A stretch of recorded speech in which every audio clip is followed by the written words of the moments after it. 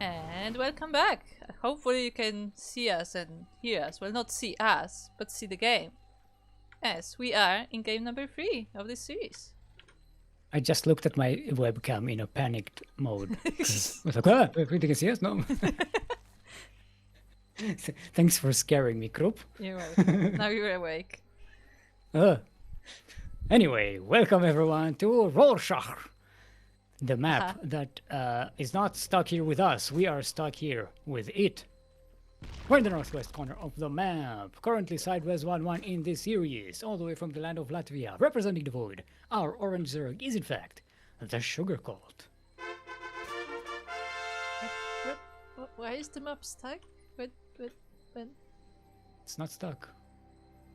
And across the map we have his opponent. It is the light blue or teal Protoss player. Representing the clan Gestrel? If anybody knows what that means, feel free to let us know. It is Clafotis.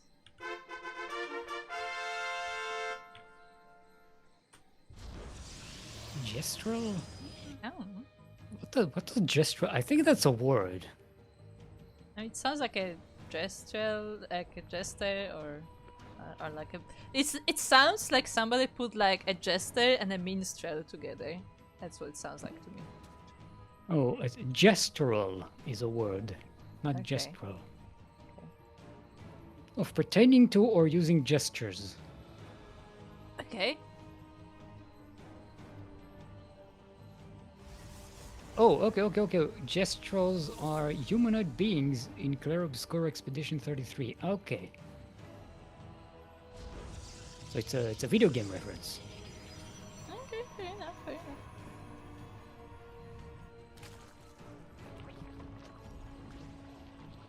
We have Hatchpool gas on the side of Sugarcoat. By the way, are we still starting with 8 workers? Yes. Okay.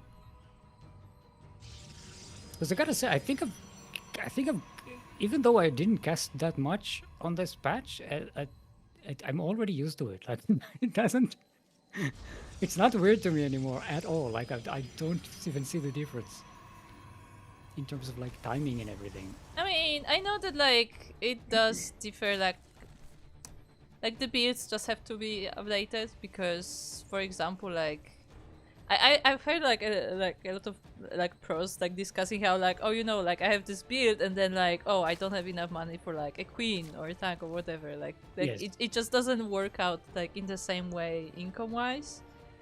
But I Yes. mean, yeah, it's just like it's a matter of like making different builds, I guess. Yeah, you kind of need to adapt the build to different timings, but it's in general, I don't see the timings all that different. Like, it doesn't really change all that much. I would have thought it would change a lot. It's not like the change between 6 workers to 12, which was massive. Maybe. See, the thing is more like it's difficult to measure because we didn't just get the worker change, but a bunch of other changes as well. So like it all affects like how things are played. So it's difficult to directly compare. So, but what I'm saying is, like, in a general sense, because I'm not a build guy. I barely recognize how builds work. So I'm not like a deep dive analyst in the numbers and everything. To me, it's more just like a feeling of like the flow of the game, and in general, it doesn't really change all that much in that respect. So, to me, that seems like a pretty good rebalance of the game. It changed things, but it didn't change the overall like tempo of the game, if you know what I mean.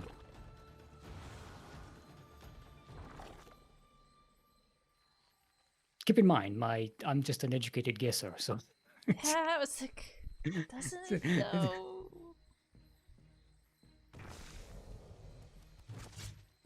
Right, we have an oracle coming in. There is a queen and a spore, so it should be safe enough. But does see the roach warren.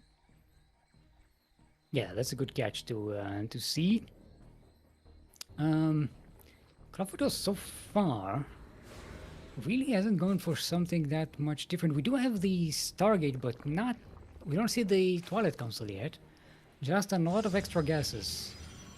So maybe we... Oh, yes. I was sensing something different here. We are going straight into Fleet Bacon. 5-minute bacon. Early morning bacon. Ah. Alright, Ducklings come in. The Oracle... Now we have 2 Oracles defending that third. Cloudfoot is like, no, I'm done with you harassing my third. Shut this down. The oracles, the adepts, like you're not getting into this base. Yeah. Like, we stand here together. Okay, so Sugargold doesn't get the delays that I wanted. Ooh, she Oracle doesn't get the queen. survived. Yeah.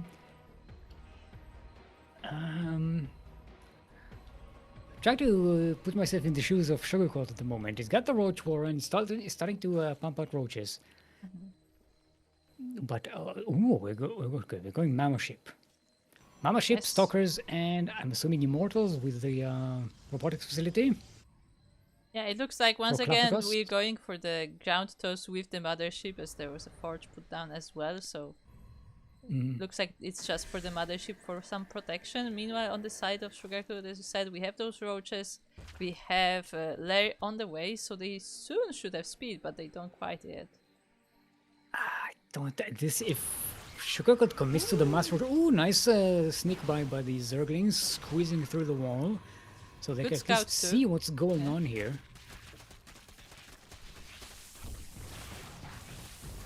They are starting to march on workers, which is nice.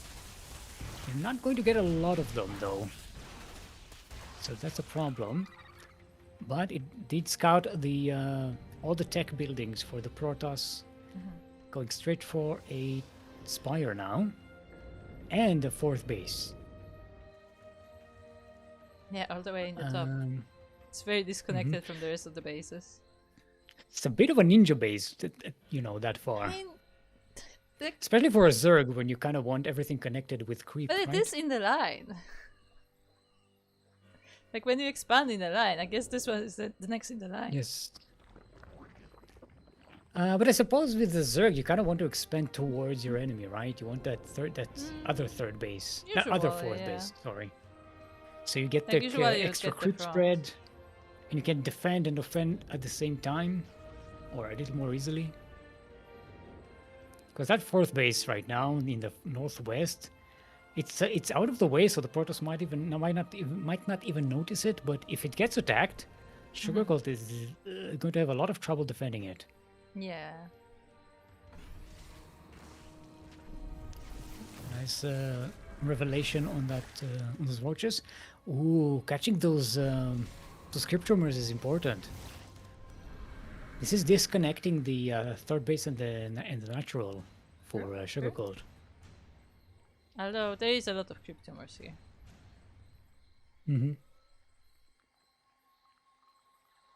But I mean, if they okay, already we're going- revealed, may as well. Although it does cost energy on the oracles.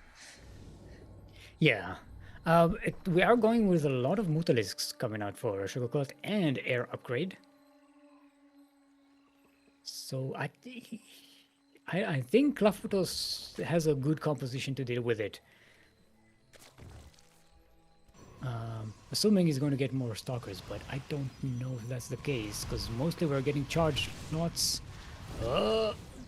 See, the Mutalisks, they don't have as much AoE, because all of these clumped workers would normally be way more low on health by now. I think they did change something about the AoE of Mutalisks. Mutas never had AoE. No, they, you know, the glaives kind of jumps to other units. Yes. I consider it AoE because that's what technically it is. Well, it's not AoE because it's not area of damage. It's just multiple Yeah. target damage. Okay, fair enough. Stickler. Despite all of that, 14 workers go down for Clafutos. And that's a big economical crippling here. Look at the income at the moment. Yeah, he's Look making at the income cannons right difference. now, but the mutas are coming once again.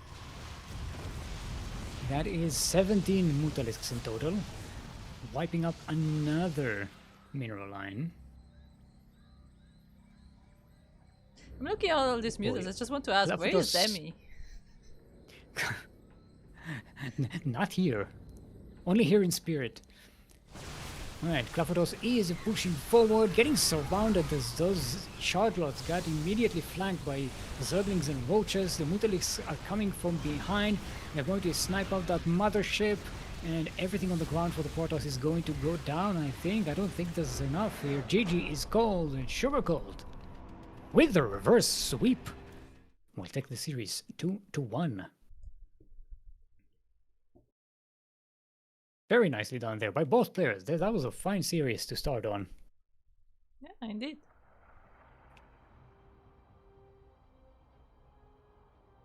I like that. I like the little nuances and changes in composition between each game. They kind of did the same thing each one, but they also gave a little bit of variation, so it wasn't all exactly the same. Yeah.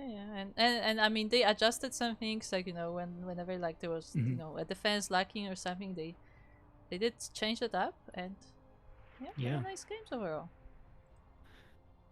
So now we have a Pretty Fly waiting for Sugarcole. That's also EU, right? Yes.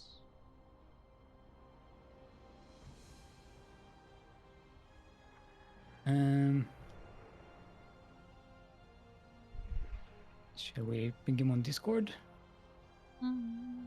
Is he here somewhere?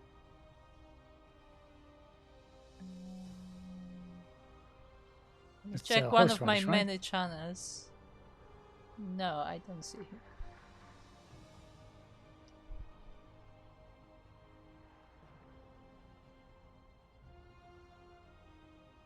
Okay, I pinged him on Discord. I forgot to check. Sugarcolt is a former champion, right? I'm not. Not the previous champion, the champion from before that.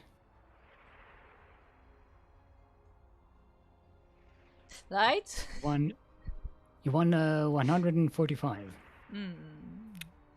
It's still 145. The current reigning champion, Falling Ninja, has not appeared. Yeah, he was a royal roader, no? Yes, it was a royal roader.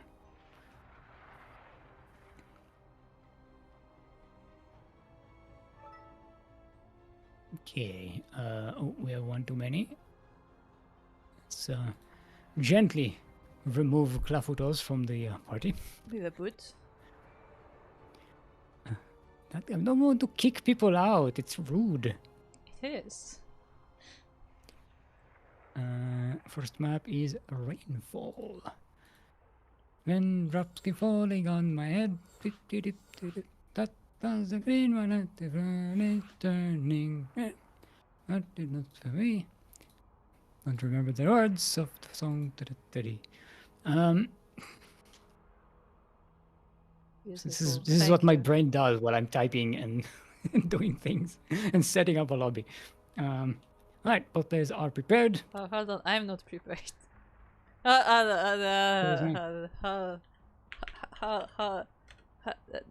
Okay, I guess. Okay, you can go. It's fine.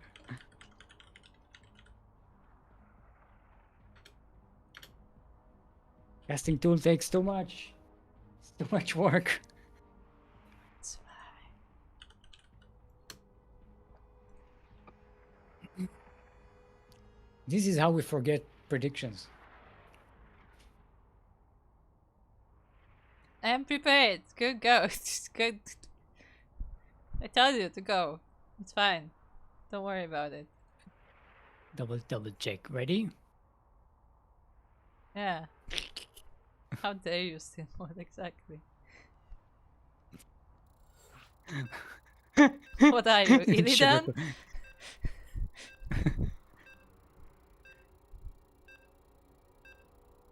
I'm sorry.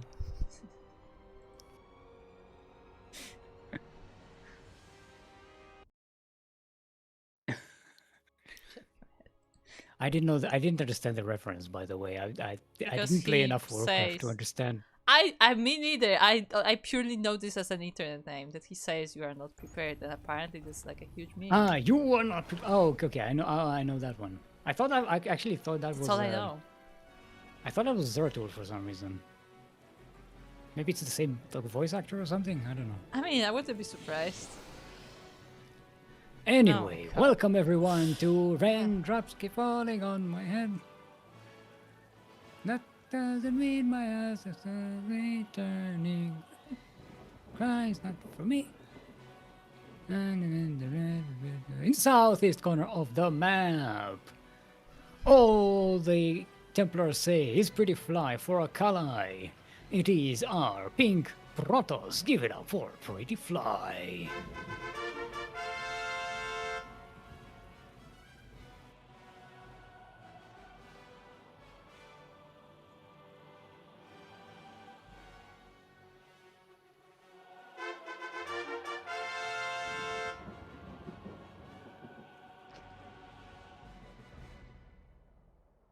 Guys, should I tell Core that she's muted on my end and I can't hear her, or should I just continue and pretend like I can't tell her and just like, because that'll be funny. Chat, let me know. I'm like, is she going to do the intro? And then they're like zooming in. I'm like, oh, something is wrong here. Did you do predictions, by the way? Do you want to do the stream? You just do it, no? I can just give you the scenes. Just end it all. Just end it. Don't do it, Group. Don't. I was going so well, and then OBS stopped You have working, so and now much- everything is falling apart. And there's also a pretended cannon rush. You have so much to stream for. Ooh, there's a Moopy over there. Look at that. It's That's more happy. than one. Sure. I can see one. I don't see the another. It's so. Look, I'm seeing things. I give up. Today is not my day. Can I just go back to bed? We should do like a pajama party cast. We're just in bed, just sleepy streaming, sleepy casting. I'm already sleepy. That's not really a difference. Sugar, I feel Kurt has been very... What's the word for it? Every time he sees a probe, he does chase it with a drone all over the map, which is not necessarily ideal, though it does like help you make sure that it doesn't like put any proxies or anything, so it is a bit of a trade-off. It is a healthy thing to destroy as probes that are just running around the map. Yeah, but also you lose a drone. It's like, you know, you don't have You lose that a many. drone, but you gain peace of mind. I guess so. He's in our washed Master Swan champ. Oh yeah, also I didn't was wanna gonna say say like that. I was gonna say, but then everything stopped working. A quick shout out to Morituri for subscribing with Prime for 29 months. Hey, Moritore. Hey, more Moopies. There are the Moopies. What are they eat? Who are they eating there? Hey, probably Marines as usual. No, I need these guys. The ones on the right. I cannot pan the camera over there. I think they're eating a marine or something. Oh, Oh. probe got there Nice first. block. Nice block there. I like how the drone just sits there dejected. It's like, Yep. My contract was one hatchery. I could not fulfill the contract, and now I'm sitting here. Wait. Waiting on management. Okay, so we're getting Blink from Pretty Fly. And +1 weapons. okay, okay. A bit of a different approach. Okay, this is a full... Oh, no, that's not a full wall. That's there's It's a stalker. I couldn't see the stalker. It looked like the buildings. Yeah, there's a stalker cosplaying as a building.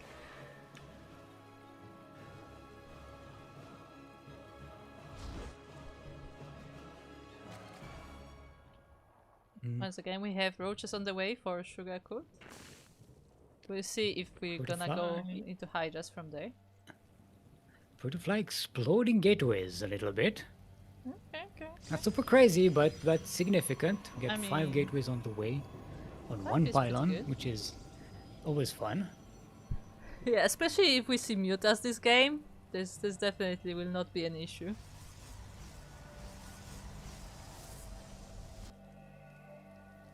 To be fair, the main wall is also only on 1 pylon. PewDiePie is living on the edge there.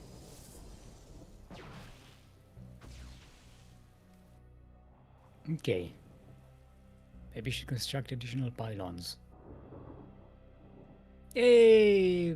Troll moopies, bridge moopies. Can't confuse with bridge troll. Yeah, bridge moopies. They are bridge they charge minerals for crossing the bridge. They should.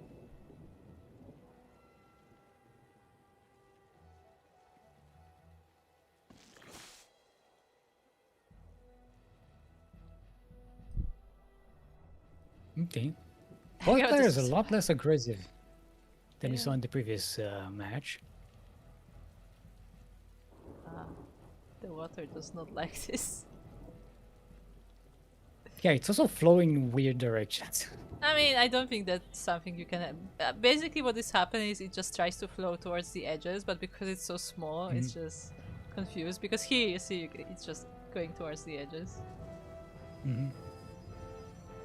And what do we have? Stalkers warping in. And we have another proxy location on the other side.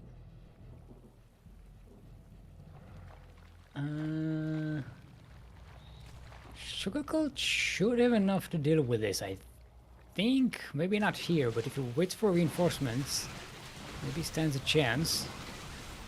Okay, a decent concave by the Zerg here, but the Blink Stalkers are blanked expertly, and more reinforcements are coming in. Our brave Blink forward going to catch all of these roaches, and the Zerg army gets completely wiped out. Sugarcoat will have to wait for a completely new wave of reinforcements before tackling these stalkers, and the third base will go down. Yeah, I mean, PewDiePie just has the numbers. The Zergis will now go in, but as long as the stalkers don't get surrounded for too long, they should be able to deal with this with the Blink. That was a very good attack by PewDiePie, and Sugarcoat, seeing all of those stalkers would have benefited from just backing away, sacrificing that third base, and waiting for another wave of reinforcements. But yeah, Thing is, that was just too many stalkers at the same time. yeah, but the thing is, like, he can only really reinforce in Zerglings because he doesn't have that much gas. Like, he's making more roaches, but they come in small numbers, and it's not quite enough. GG is cold, and PewDiePie will be taking game number 1. You think of it this way: you had a clump of roaches and like a ravager, and the reinforcement was like 24 Zerglings, right? Imagine if all of those forces were together rather than separately. Maybe. Now you can deal with that amount of stalkers.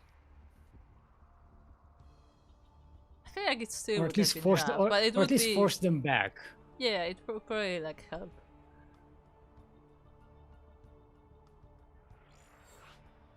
But I think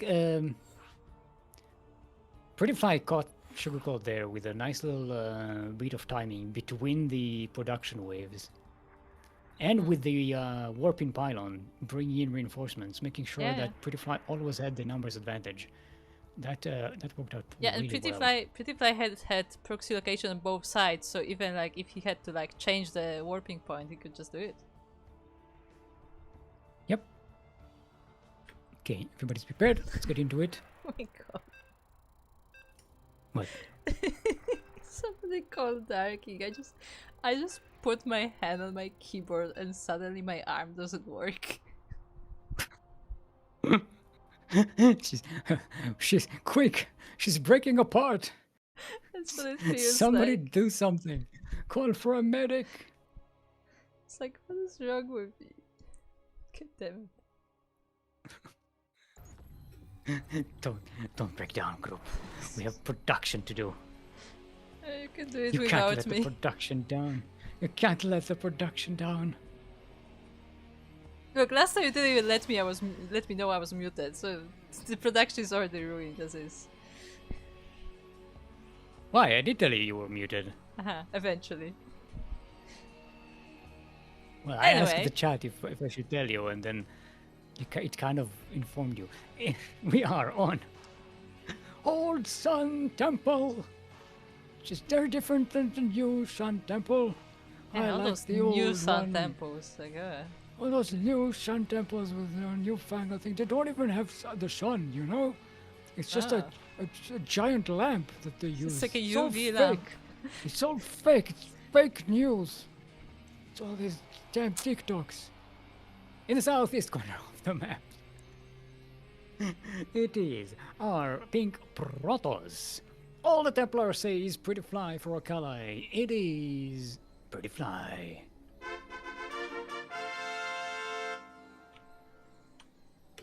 And in the top left corner of the map, we have his opponent. It is the orange Zerg player representing Clan Devoid. It is Sugarcoat, the second. Not the first. Not the first. Actually, no, this is the first. This is not the second. Do you think the NA one This is is the the second? original. This is the original in Europe. He plays the original. OG. Original flavor. I was trying to That's the one with the real sugar. The second is the one with the corn syrup replacement. Okay. Trying to think if they use corn syrup at all here, and I don't think they do.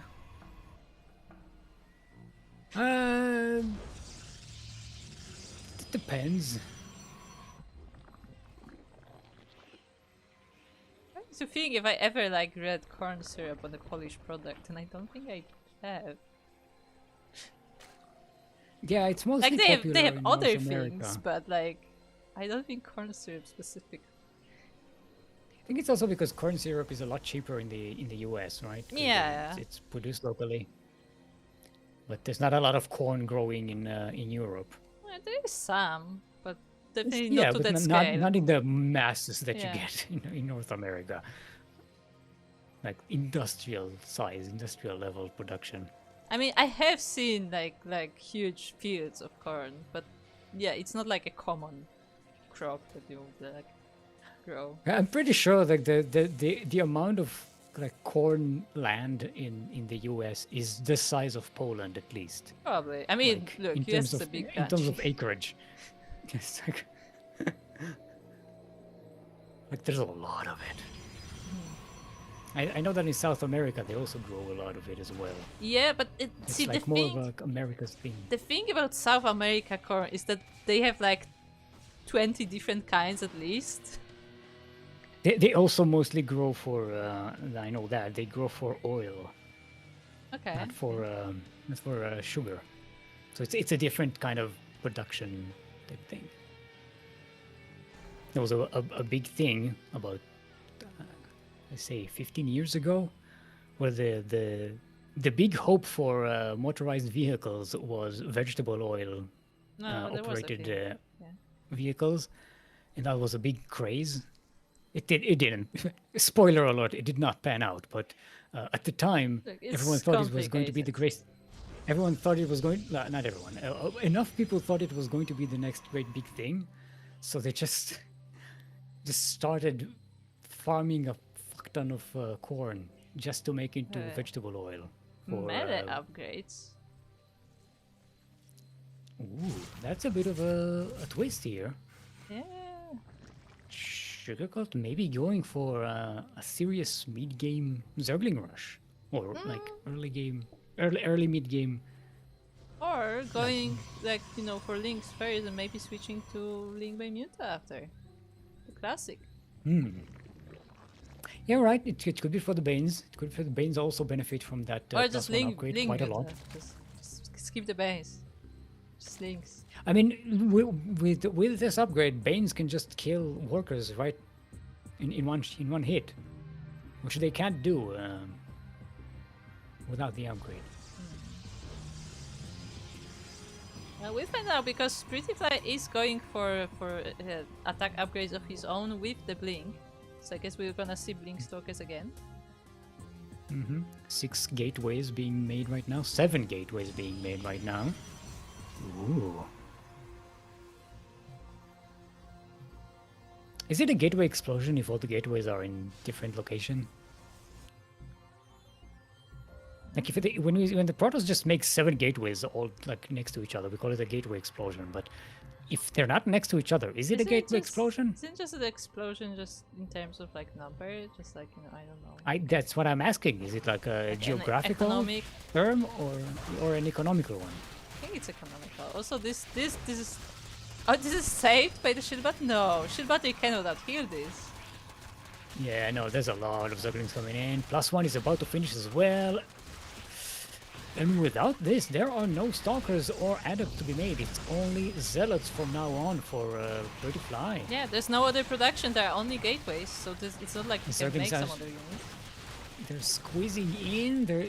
Sugarcult is running out of Zerglings, but this delays the Protoss tech here. They just can't do anything. Sugarcult making 18 more Zerglings. Larry's about to finish. Yeah. Can you get... You need Hive for adrenal glands, right? Yes. Yes, okay. So I thought for a second maybe we can get like adrenal glands now, but then I was like, no, that's a late game thing. That would be way too powerful to get it 6 minutes into the game. That would be insane. Can you imagine speedlings with +1 and adrenal glands? I can imagine why. That would be a nightmare. Sounds good to me. For those who don't know, I love Link Fluffy, so yes. Don't tempt me. Don't tempt me with a good time. Don't threaten me with a good time. Huh? Oh, look how many nice rings there are. Here. Can you get us around? Ooh, that's running. A lot of this army. Progress is dwindling, but the wall stands. The wall is holding. There's still a bit of a SimCity, so instead Sugarcult switches to the third base, and also that drags army out of that wall. But now that you know, some of the numbers of the Zerglings have dwindled, like they actually cannot break this defense from Pretty Fly. Oof, look at the units lost tab. Ooh. Maybe I've been giving these Zerglings a little too much credit. I think 67 dead Zerglings. And yeah, I think the first 1 Adept, 1 Stalker, and 2 Zealots dead. Yeah, I think the first attack destroying the Cybercore was good, but committing afterwards does not seem great. Just because Pretty Fly still had some upstanding army. Yeah. So and also this wall with an extra shield battery is pretty powerful. Like it's not an easy position to break. So. So maybe that was the point where Sugarcult should focus on transitioning instead, but it's hard to say. Banes. If you had like a few banings there just to bust to pass the wall. Oh, sorry. Maybe. Yeah. Just to create an opening for the Zerglings to surround all the other units. That would have been fantastic. As it is now, I think Pretty Fly has this. I mean, there are roaches about to pop out and some hydras too, but I don't know if they will have the numbers. The Zerglings come to surround the Stalkers and they will take quite a few of them. Or actually not. But most of them are blinking away. Yeah. Oh, the Hydralisks come in, but all the Zerglings are already dead. The roaches are about to pop out, but the Hydralisks are not here. So once again, the Zerg units pop out 1 at a time, or 2 or 3 at a time. And never quite massing enough to deal with the Protoss army. The third base goes down. Yeah, very nicely done. A lot of trouble. Yeah, very nicely done from Pretty Fly. Like some of the Stalkers were getting pretty low, but he was blinking them just in time. And you know, it doesn't matter how low the hell of the Stalker is, as long as it's still shooting. Yes, shooting and not being targeted, which is the big advantage of blink Stalkers, because you can just move them away from being targeted. So they can continue to shoot even though they are almost dead. The DPS continues. Alright. Trying to go for another Servan, this time with the Roaches and the Hydralisks, but that's still a lot of Protoss here. The Protoss has +2 weapons, by the way, just so you know. That's how beefy that Protoss army is. The Blink Micro is pretty damn good. Okay, I was about to say, as I was saying, only 1 Stalker died this game, another one died. So only 2 in total. Yeah. And that one died in the previous, not in previous engagement, in the earlier engagement. Yeah, So in like this entire attack, in these entire 2 attacks with the stalkers, only actually only 1 stalker died. yeah, Pretty Fly is doing pretty well on these attacks, and now the numbers are just in his favor. I mean, it will be very difficult for Sugar to fight here, and GG is called. Yeah. Pretty Fly. We take this series 2-0. And will be advancing to the semifinals to face Misenhauer. Ah. Ah. Who is Misenhauer is also EU, right? I don't believe so. No, right? I don't remember. No, maybe NA. I think he's an A. But I mean, you can ask him where he's at. I assume he's at an A. Because I think he also was like in different places at some point. Oh, from US. I think he was from the US, but I seem to remember he was in the. Yeah, I want to say I think he EU. was like at like different places at some point, but yeah, I mean.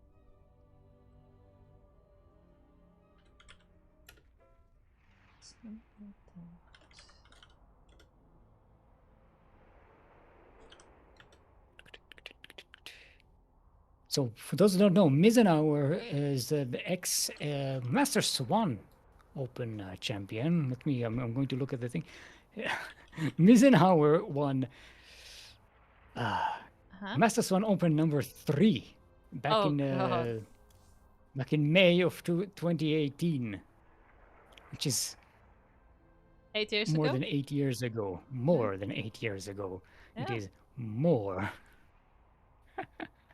Yeah. Oh boy. How time goes by. One day you're here, and the next day you are not here.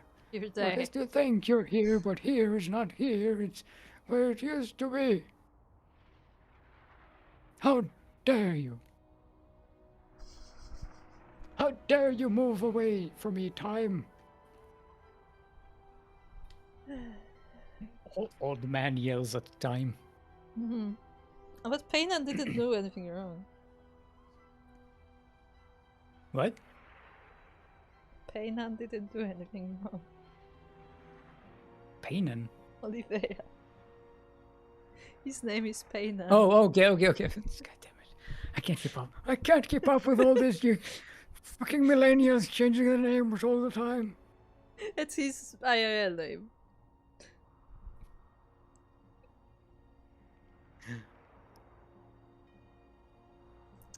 Anyway, if the players would like to be in the Ducklings chat on NA, that would be very nice. Well, to be fair, Mizunawa has been waiting for quite a while. I'll ping them. Yeah.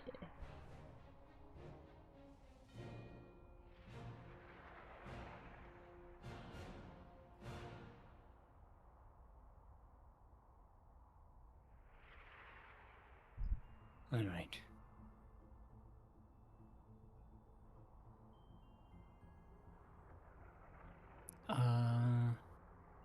Oh, Into the Heart. That may be Mizunawa. Maybe?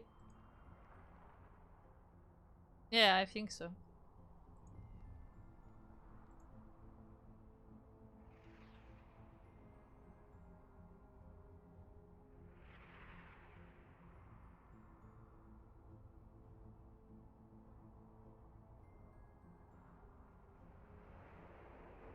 Okay, let's just make sure.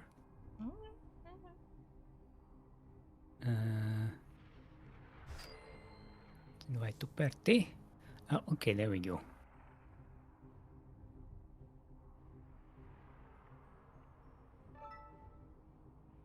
This account hasn't been used in like 6 years, yes. I mean, appropriate. Oh, wait. Into the Heart saying is his main. You is his main. Hold on. That's what I mean. Like, I'm pretty sure he was at you at certain point. Sorry, Misenhauer. I can type. Huh?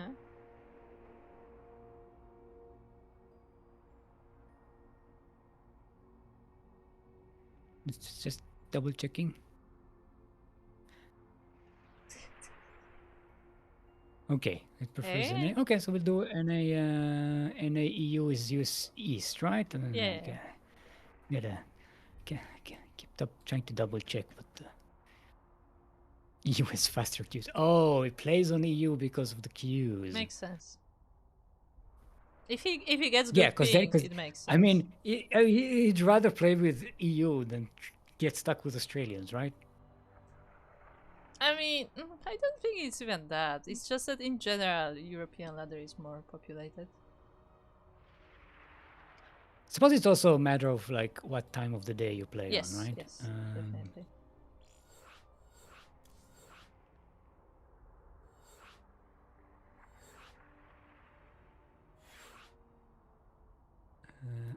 Okay, let's set this up, set this up, set this up. Double check the map. Yep, good. Okay, both players are ready. Let's get right into it. Want to see Aunt Tuddy played them on ladder a year or so ago. The cheeky bugger. Yes, sounds like a cheeky bugger. Yeah, I mean, look, when someone calls themselves Aunt Taddy. Aunt Tuddy. That does sound like the name of like a character on a British children's show, Yes. right? Not a show, like just like a TV series, you know? Yeah. Like, It should be like an Fridays old with Aunt lady. Tuddy. Should be like an old lady that like makes tea. I don't know. Yeah. Oh, And hey, gossips. children, it's Aunt Tuddy. Hello, children. No, I was speaking a little younger. I'm A Aunt little Tuddy. younger. Hello, children. I'm Aunt Tuddy. I can't do high. My ability to do a high-pitched voices has gone downhill By the way, since I don't speak anymore. my brain is firing in so many directions today. Do you know what Eider ducks are? Yes. I'm just Yes, the speaking ones of that Eider ducks now. They make pillows out of their feathers. Their Okay. shredded feathers. Feathers. They also That's what make a eider very down is. they also make a very interesting sound. Chat, if you've never if you've never heard an eider duck, look it up. Because they go, oh! I'm not kidding. Speaking of, we are on Rorschach. We're in the southeast corner of the map. It is our pink Protoss and several times SDO winner. It changes his name a lot, so it's difficult to see in the list to count every time. Several time SDO champion. It is our pink Protoss, Pretty Fly. And across the map, in the bottom left corner, we have his opponent. It is the blue Zerg player, or the light blue, or the teal. It is Misenhauer, representing anime girl. Yeah. I'm not even gonna. No. Can we get a different matchup than PVZ at some point? At some point No. Today. No, it's not allowed. I think Libre is our only Terran, right? Libre is a Terran. Maybe. I mean, Libra is a Terran, I'm pretty sure. But yeah. We have another fake cannon rush from Pretty Fly, but it does force a reaction from Misenhauer. Ooh, and those probes have been sitting there for quite a while. That's a decent amount of lost mining time, like 20 seconds. In my mind, which again is an educated guess. So what is this? What is that? Okay, but see, this time the drone actually does go back to the base, does not chase the probe to the ends of the war. And at the same time... And now it gets to set up a proxy pylon. Look. See, you need to catch that thing. There is actually a forge on the way. He could cannon rush now. Imagine if he goes in for cannon rush now and and Misenhauer is like, no, I know this is a fake, and then he just actually cannon rushes. Can it be cannon rush 3 minutes into the game though? I mean, it can always be It's cannon not a rush. cannon The question rush. is how It's effective a it is. cannon. It's a cannon saunter. It's a cannon.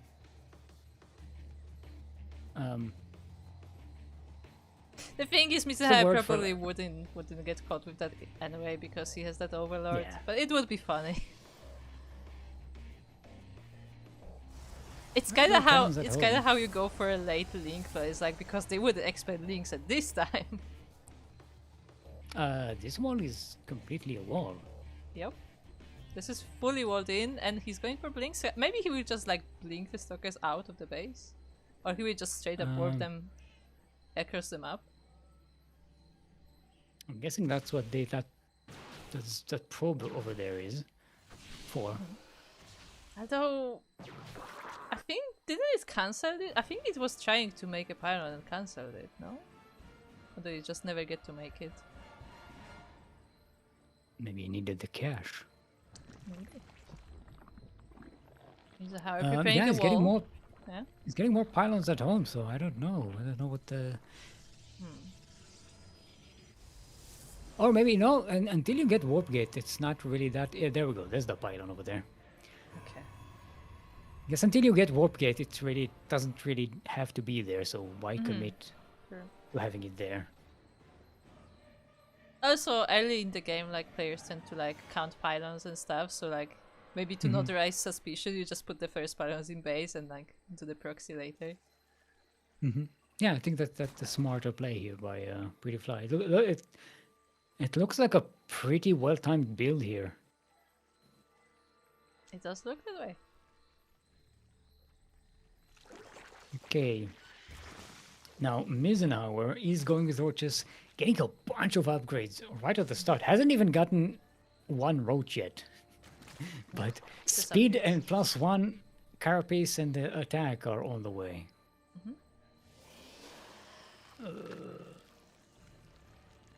Mizenauer might be getting caught with without enough roaches, because the numbers are going to be the big thing here, even with these upgrades. Against the mass stalkers with Blink? Yeah, that's the question, like how much the upgrades are gonna help, because I mean he's getting all of it. He's getting speed, but he's also getting both attack and carapace. Yeah, and Pretty Fly is getting +1 attack for the stalkers, so their attack is going to be upgraded. Getting charged as well. Okay, maybe it's not mass stalkers. Maybe it's stalkers and zealots and charge lots. I mean, for Kenelos DOS, right? Yes. Mizenauer scouting that northwestern corner of the map, but missing the army, and Pretty Fly is moving freely in the northwest corner of the map. Mizenauer sees this pylon here, but that's a bait pylon. That's not the proxy pylon. The thing is, Pretty Fly's units are kind of disparate. They're not all over the place. They are all over the place, in fact. Yeah, but they are consolidating now at the third base of Mizenauer. The roaches are moving in, though. Yeah, Pretty Fly is about to get surrounded here, but more reinforcements are coming in. Mizenauer still doesn't know that there's a reinforcing pylon on that corner there. The Blink Micro is pretty good. The Concave is okay for the Roaches, but the Roaches are dwindling. More are coming in though. The reinforcements from the Protoss are not coming in, and Pretty Fly has to back away. The Stalkers are getting low on health. No, there's the reinforcements with the Blink on the flank. This is going to be touch and go, but I don't know who's going to win this. They're both bringing in reinforcements. It looks like the Zerg is taking the upper hand here. Oh. Yeah, those reinforcements did go clutch for Mizenauer as he was about to run out of units, but another wave of roaches did pop up. There is another small force of the Protoss on the bottom side of the map, but it's not quite as big as the previous one. And it's not really going into the Zerg base here. If it gets caught by the main army, this is going to get wiped out by the main army. This is way too small to go up against all these roaches and ravagers. Oh, and they're on move command. Ouch. They do manage to punch through though. Pretty Fly really needs to consolidate all of these forces and make a stand at the wall because the numbers advantage for Mizenauer are way big. Much advantage. Lots of advantage. Oh, trying to come from the back towards the Ravagers, but the Roaches managed to surround them and the Zealots cannot quite get through. With that, GG is called. Mizenhauer takes game number 1. Yeah, with the upgrades and the big number of roaches. And I think the fact that Pretty Fly moved a little bit too early. I don't think he wanted to move just yet. Because his stalkers were all over the place. They weren't all together in that first attack. So that really took away from the surprise element of that big push with the stalkers that kind of wanted to have.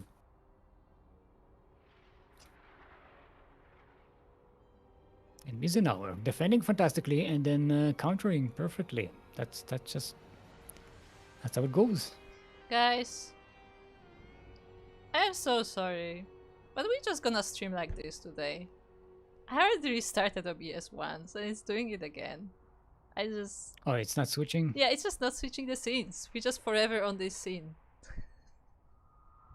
Can't you switch it manually? No. Hold on, I will try. No. I click on scenes. Oh, hold on, one of them works. Maybe I can reset. Okay. Okay, maybe I fixed it. I just had to click through like various scenes because it only switches specific ones. I don't know why. It never does that. Today it just decided to behavior. do it. Yeah. Like in okay, like Rainfall on the is going to be our next. Okay. Like on the list I can see that like it's on the correct scene. I can see the sources of the scene, but the preview is just something else. I'm like, okay. Maybe you should try studio mode and then it'll at least like let you see.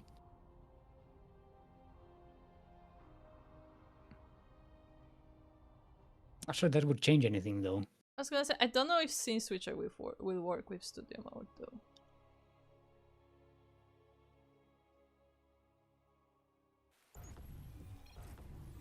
Well, anyway.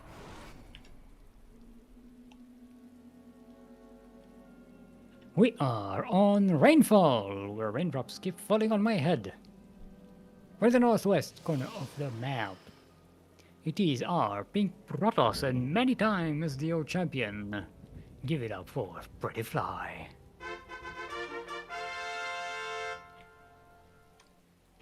And across the map in the bottom right corner of Rainfall, we have his opponent. It is the light blue or teal Zerg player from the US.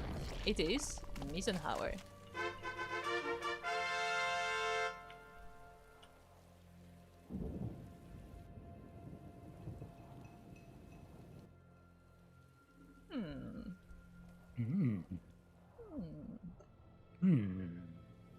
It's just a scout, don't worry about it. Hello, Moopies. Oh, it didn't pay. It went through the bridge and it didn't pay the toll.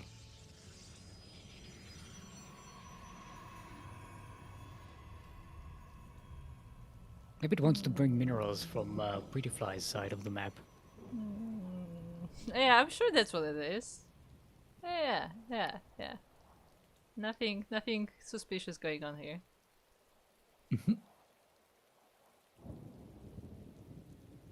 It's just a block. Nothing crazy.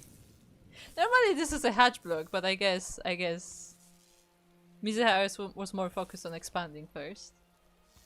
It's obstructing the view. Thank you, Aistan. Yes, OBS is obstructing the view today. Remember Blisk? I do remember Foxy Blisk. Hatchery every time. Yep.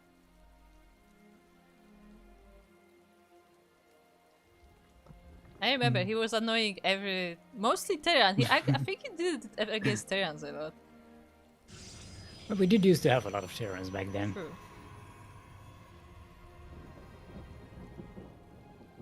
Hey, the drone actually survived.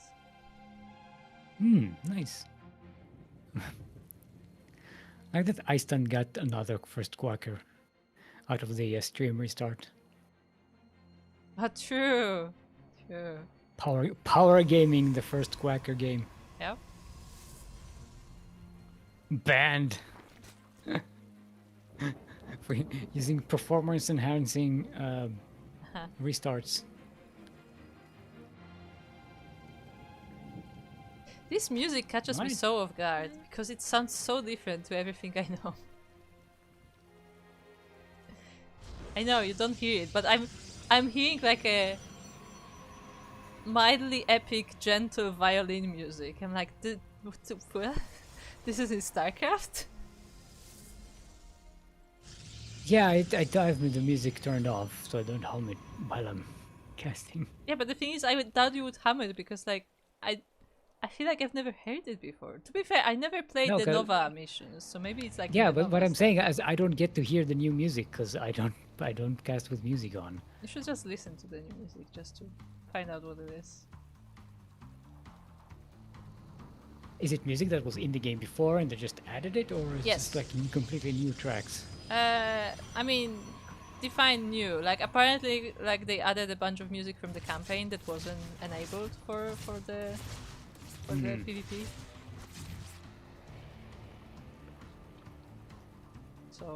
So technically it's new for like people who play multiplayer, but it's not new in the sense that they specifically made it. Fair enough. We do have a Twilight Council for Pretty Fly. Glaive the Depths. I think so. I mean, he went Blink a lot of times. No, Blink. Okay. I thought maybe we'll get a change or something. Nah. Nah. Blink suckers Pretty are Fly pretty likes good. the Blink Stalkers. Yes. Taking a look at the map, there are a bunch of probes in different locations around Mizunauer's bases.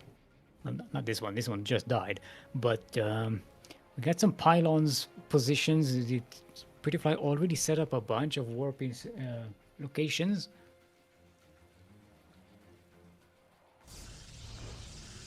Which is expensive, you know, all those extra pylons, because that's another stalker you could warp in. I mean, true. Each but one of these. Hold on. What is he at? Okay, he is at 82 supply, so maybe it is a little bit overdue. But like, you would make pylons either way, right? Just maybe not this fast. Yeah, but you can also lose those pylons, so... True.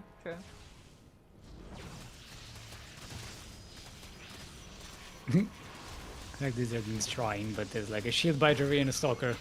And the shield battery has a lot of energy. It's been sitting there for a while. I mean, I feel like honestly, it could be better to just attack the gateway at that point, because you're not getting through that stalker anyway. Yeah. And there's a second stalker.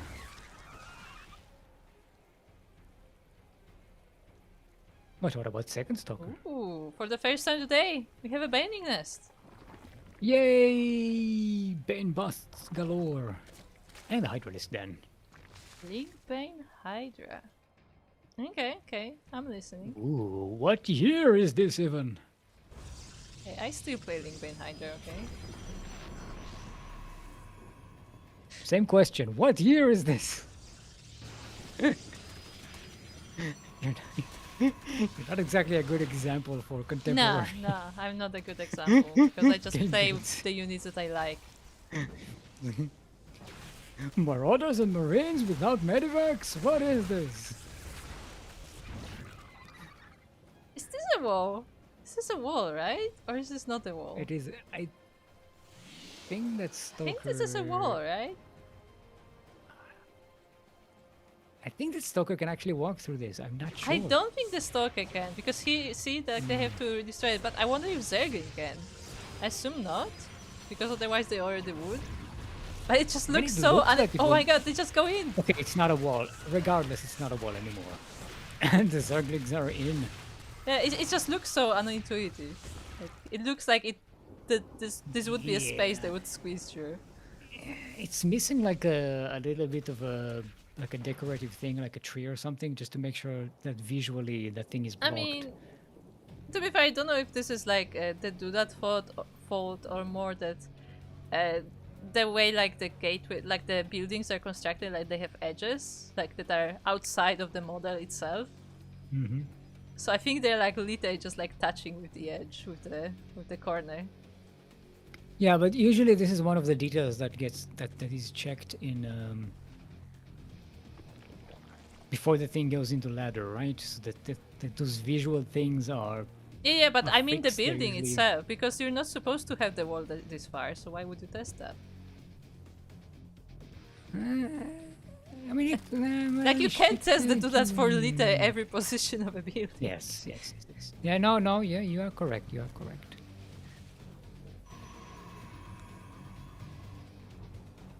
Like, this is more just like a StarCraft mechanics thing than anything. There we go. Link Bane Hydra. All the Banes are flanking though.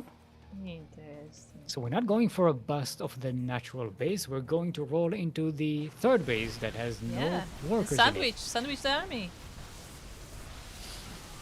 The Banes get targeted and they get wasted on the Stalkers, but still, there's a lot of Hydralisks left here. Not a lot of Stalkers left. The Hydralisks have so much DPS, it's crazy. Despite the fact they don't have any damage upgrades. I want to say the Banelings did nothing, but the Hydras and Lings are pretty good. The Banelings mainly tanked for the Hydras, I guess. True. They did tank shots. That is true. It's an expensive tank, but still a tank. Look at them Hydras go. Okay, +2 finished for the Protoss, but that's still not a lot. Oh, the Storm puppy! I was about to see if Storm is finished, and it is. We can see it. Yeah. That does help put those Hydralisks in at bay, because they have to stop and back away every time the Storm is cast. It does definitely slow down the Hydras, but the thing is that like all this tech was on the front, like the cybernetics core is currently being remade, so Pretty Fly is struggling to even get reinforcements because of that.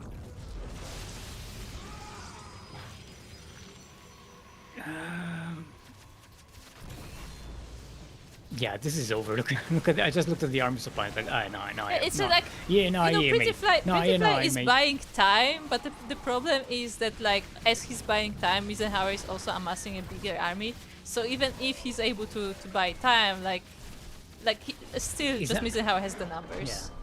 Yeah. Is buying time, but it has nothing to do with that time because he can't make units. So it's buying time for nothing. And GG's it's buying time for both of them. That's the problem.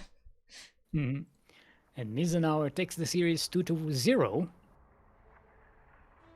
And will be our first finalist of the day, waiting on Libre and Scorpion, which will be our next series. Ah.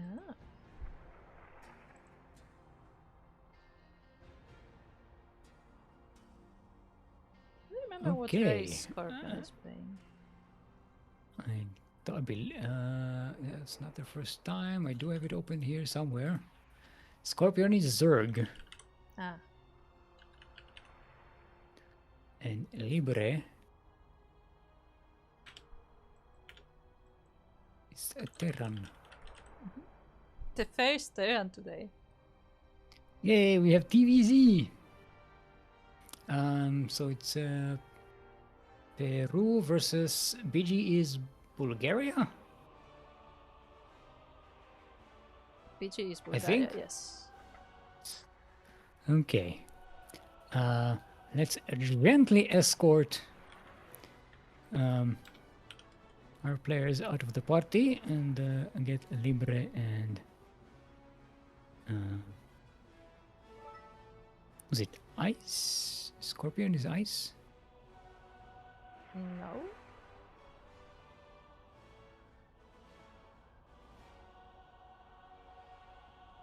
May not be in the chat right. Ah, Scorpion was laddering in the meantime. Okay. Well, this gives us time to talk about our Patreon page, ! Patreon in chat. We'll send you to our Patreon page, where you can pledge to support the CranKy Ducklings and our many endeavors in the esports scene with monthly contributions. If you subscribe with $5 or more per month, you get access to our subscribers-only chat in Discord. And replay packs. That's right, replay packs from the many tournaments that we are producing slash participating in, and we have permission to share. Some of them are really good. You know, we have some pretty high level, high caliber players in our pro tournaments. So I like how you said that you get access to special channel in Discord where you too can find out what Yakuzaku is up to. If he posts there. I'll be honest, our subscribers only chat in Discord is No. It's There's not more than particularly one. There's active. more than one. There's the one where like it's like more like updates. Obviously, there's Yes. the replay one, and then there's the mute swans, which is mostly me or Yaku posting random stuff we're talking about, with no context. Yes, that's a weird one to go through. Yeah. It's also available to subscribers, so if you're interested in that, it's there. Yes. if you're interested in half understandable conversation between Yaku and Half? Kuro. That's generous. Yeah, it's very generous, yes, indeed. Quarter. An eighth understandable You conversation. got Scorpion. I mean, I say half, but it's implied that if you do listen to the conversation, you will understand all of it, which is not true. Yeah, not necessarily, no.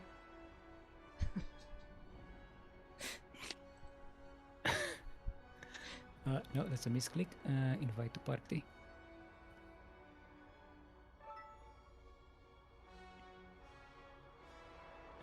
First map, Rorschach.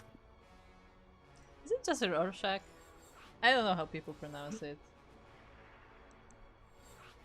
I don't know either. I'm assuming it's a German name, right? So it's. It looks Rorschach. like a German name, but also the English-speaking people apparently pronounce it Rorschach. I'm like, Rorschach. okay. Rorschach. Maybe it's not German. Maybe it's like Czech or something. I don't know. No, it's not. Or it does not look like one. Let's be put that way. Because you never know, because it could be like transformed like 10 times and it doesn't look like original anymore. Okay. That was a good joke. I don't think you made it intentionally though. Because the Which one? Rorschach text is like all blots of ink that's different all the time. I get it. True. Yes, True. that was. No, that was not intentional. Yes, I know. I figured because I was laughing and I was like, "There's no way she." No, I'm not that There's smart. no way she's. It's not about smart. It's like if you would have said it intentionally, you would have had such a. You would have been so proud of yourself. True. You would have had a little pep in your step there, but you didn't. It was like, oh no, she didn't. She wasn't. She didn't notice that. No, I did not. Anyway, speaking of pep in our step, we are on Rorschach, the map that it looks any way you want to see it. When in the southwest corner of the map, all the way from the land of Peru, it is our Teal Terran. Give it up for Libre.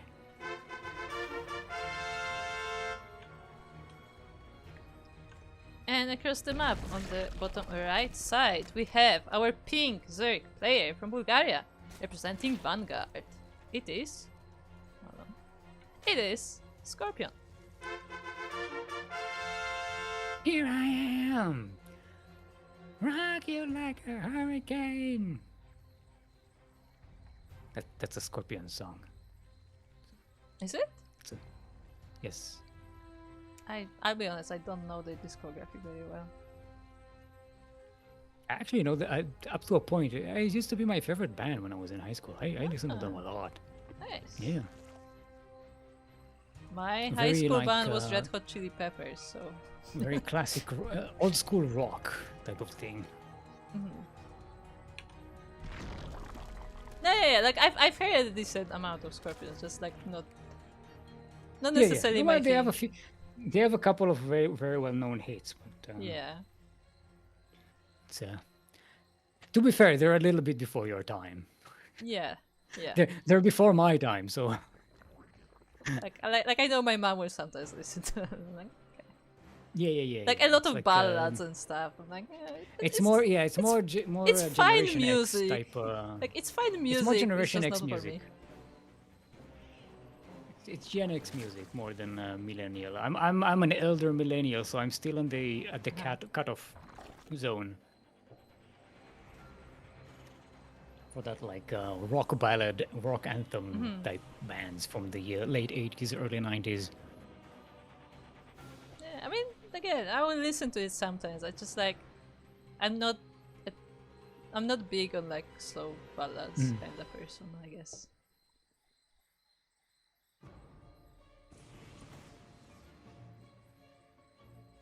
Yeah, Mizunari is saying it's Swiss apparently. Oh, but is the Rorschach Swiss or is the map maker Swiss? Hold on. If you mean the Rorschach guy, okay, that would make sense. Instead of saying Rorschach. Rorschach. Where is Demi actually? Where is the shark? I saw him in the game yesterday. Ah. So I don't know what he is he's around. up to, but he's in game. I mean, he should come back. I mean, with Mio Micah is gone. He can thrive. True. But again, with how many mutas we've been seeing, I feel like Demi would have a time. Yes, he did love his mutas, and we loved him for it. Sure.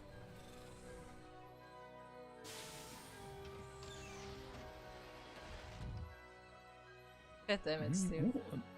I actually said still up, and he didn't do it. So we were talking about Zerg, and I said true, and you should say that True didn't make mutas, he just made Zerglings. Oh, I intentionally skipped like 4 true jokes Yeah, but today. this one was talking about Zerg, so you know, it was right there. Well, you know, I've retired that joke. We've been doing it too much, and you're baiting me, but I'm not taking that bait. Speaking of bait, these Reapers almost got surrounded with a lot of speedlings. Yeah, but they do scout the speedlings, but they cannot really do anything about it other than like prepare. One of the Reapers goes down. But do we have back at home? There is no wall. Bunker is being set up. We have a wall on the high ground and Hellions on the way, so that's nice, but the natural will be danger. If this was Hellbats, yes, but Hellions may not be enough They're against downstairs. that many speedlings. Got a good surround of these Hellions, and they're done. Trying to use the walkers to buffer there. Nice jukes there by Libre, but I don't know if this is going to be enough. One of the Hellions goes down. 2 more Hellions are about to pop out, and I think Libre bought enough time here. Does lose a bunch of workers for this though. Yeah, and I mean the natural is still under. I wanted to say fire, but it's more under teeth. Under tooth marks, under claw marks. And we have a Banshee on the way. Yeah, but that means that the Libre is forced to stay on one base for the time being. Yes, but does save the orbital command, so that's True. good to have.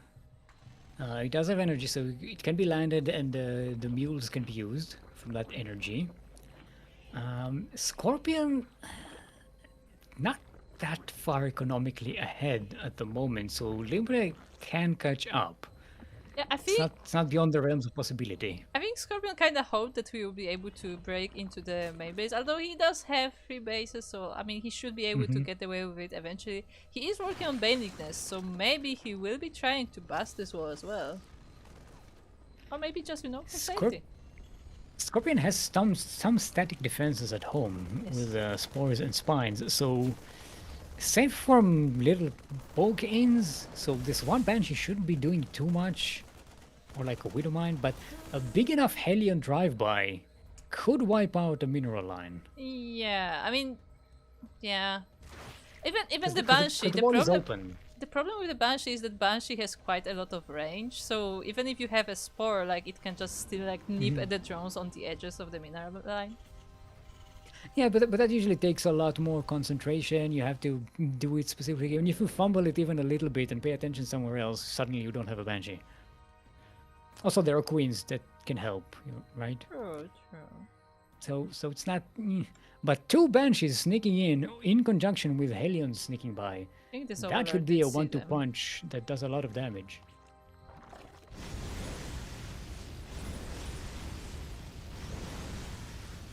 Okay, Helions drawing attention. Oh, the banshees just fly in Ban- right into the base. They do They take the do queen have though. cloak. There we go. Get cloaked. Take out the spore. There are a couple more spores here though. But banshees, but Banshees? you have to move. But yeah, you have to be active. You have to be proactive here. You can't just sit around and wait invisibly. I know it feels safe, but you can't do that. Oh, they're attacking larva and the hatchery. The targeting is not perfect here. They're wasting a lot of volleys. Okay, they still do damage, but yeah, Libra needs to do a hell of a lot more damage to. I mean, the Hellions are coming catch for up. rounds too. Okay. That's a little bit more damage, but the spine here is making it difficult to punch I mean, right into that base. Is the third saturated? The it third is now. heavily saturated. It is now. Ooh. Oh, if the Hellions got in here. Yeah.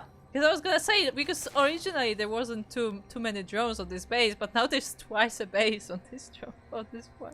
I guess Libre kind of is afraid of losing those aliens because then he knows he's got nothing to defend at home. True, but I feel like if... Like, Oh. I Did he float that? He floated a base to the. Oh, but it was found out. There's a Zergling here. and there is a Oh, worker-only path here, that's pretty good. Yeah, that was a cheeky move there by Libre to establish this base. That's half gold. But yeah, it was scouted. This is very difficult to defend because on ground it's a long way from the natural to here. See, the thing is though that Scorpion himself doesn't have that many units. Like, he has some Zerglings and he's making more, but yeah, he doesn't have a huge army. And a lot of them were turned into banelings as well, so which are not the best against aliens. It depends. They don't. They're a bigger unit. They don't clump up as much as Marines say, so you don't get as much of the out of the AOE of banelings as you do. They also have a lot Surround? more health. Oh, Yeah, and nice surround surround on the the banelings Hellions. roll in. They clean everything up. Who cares if they're efficient? If you have a lot of them. If you have enough of them, they don't have to be efficient. No, but this was a very well done fight by Scorpion, using the Zerglings to trap the army in place and then coming in with the Banelings, so very nicely done. The wall is not a wall. The bunkers do have some marines in them, and this attack kind of gets stopped here. Only 3 workers died. Libre did lose a lot of army units, but yeah, still has the badges, which is nice. True. Not ideal, I guess, dealing with Zerglings, but they do. Yeah. So neither player There's a is really spot. trading ideally here. There's a spot here. Look, there's a spot. Which does what? It does this. Oh, what the? It's a visual thing. It's just a Those visual. Zerglings, they're flying. They're jumping So over if the any cliff. map maker is watching, here is also a spot, because I know there's more than one. But here is also a spot. It's something about the pathing, like on the like near the cliff, where Yeah. sometimes it will just jump up. The thing is, it's I purely think some- visual. Like, it doesn't actually do Yeah, anything. It's just visual. It's. I don't know if it's just visual because if the thing that's the problem there is the line that marks what's high ground and what's low ground True. is a bit buggy. Maybe it actually counts as high ground. I don't think it does, but I have to check. I think it's just a visual thing where, like, they just stand higher. Should have looked at the vision of the Zerg there to see if they got high ground vision from that. True. Alright, Libre not quite doing much damage in return. How many workers do we have? 12 dead SCVs, 16 dead drones. So all in all, neither player has done any crippling economical damage so far in the game.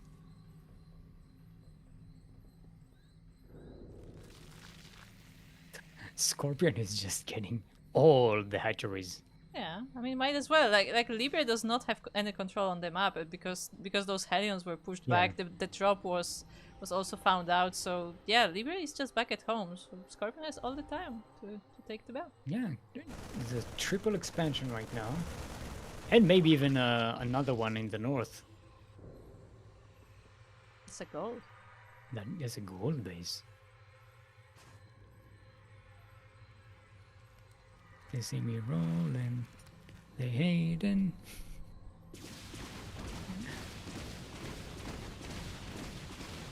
Okay, this Banshees is somehow still alive. I think there's nothing that can hit them except now. Okay, one of them has 16 kills, the other is 27. Just so you understand how effective these two have been.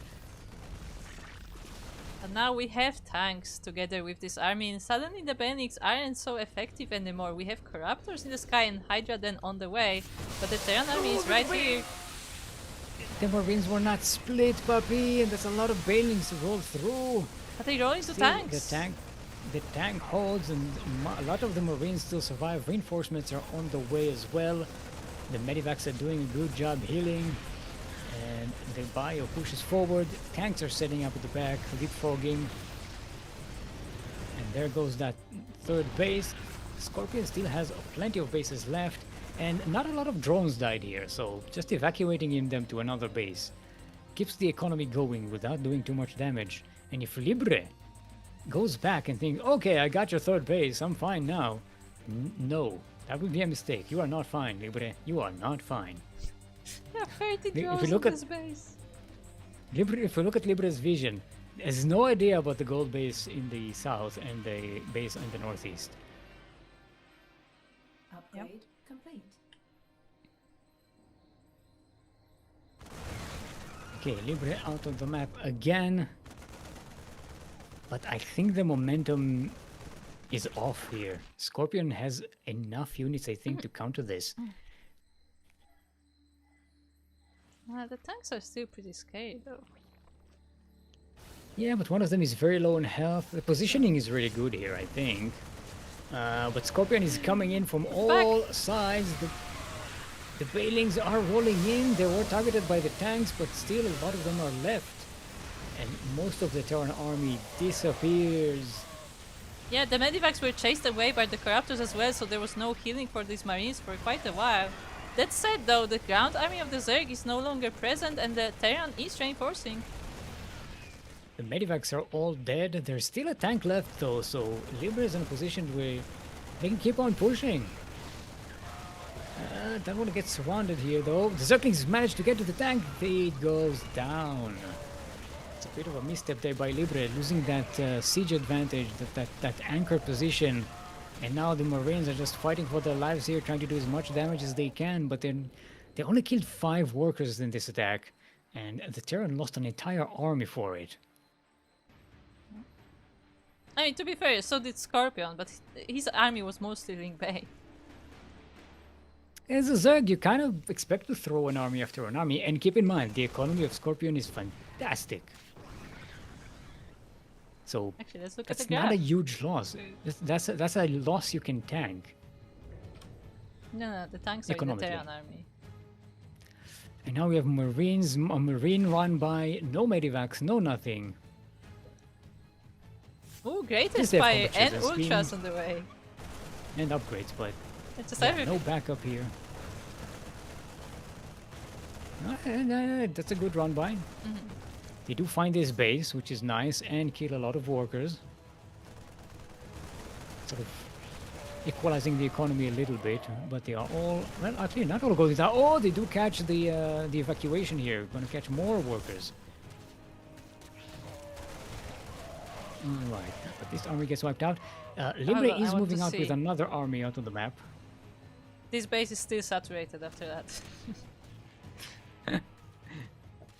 But now, for the first time in a long time, Libre actually has the worker count advantage and has enough bases to actually saturate that.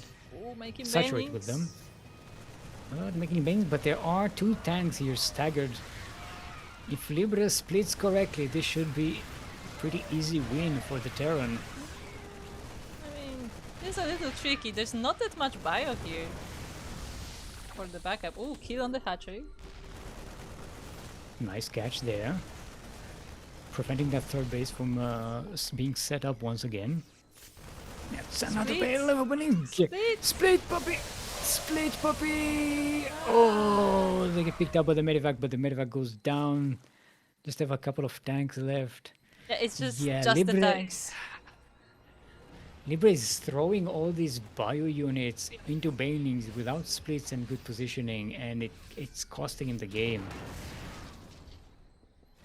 He's done it way too many times in this game to really catch up. I think this is good damage though.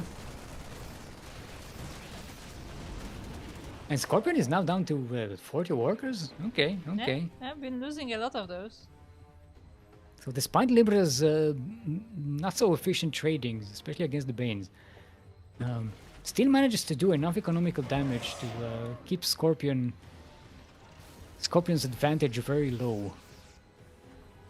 And the defensive position is pretty good here.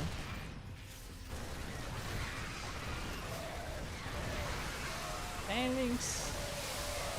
Oh, they roll into the bio army, the Zerglings Now on the we other split. front. But see, this was a bit more splitting there. And with that, the army There is we gone. go. GG is called. Yes. Oof. That was a rough fight for Libre, but did eventually manage to do it. Mm-hmm. I mean, both players had very good ideas there and some good execution, but both of them kind of at some point fumbled something that really lost them, like an army out of nowhere, and kind of set them back, and it was very difficult for them to come back. And each time it was another player that was like a little bit behind. Yeah. I mean, I feel like a lot of times, like, Libre had very good army, but like the Benelux would just roll into the Marines. Yes. So that's to say. But at the same time, you also had another moment where like Scorpion ran the Benelux into the tanks, which is not ideal. So you know. Yes. But also a sneak by with the Marines did so much damage to Scorpion that that really put Libre on top there. Despite losing a lot of Marines to those Banelings. Rainfall is going to be our next map.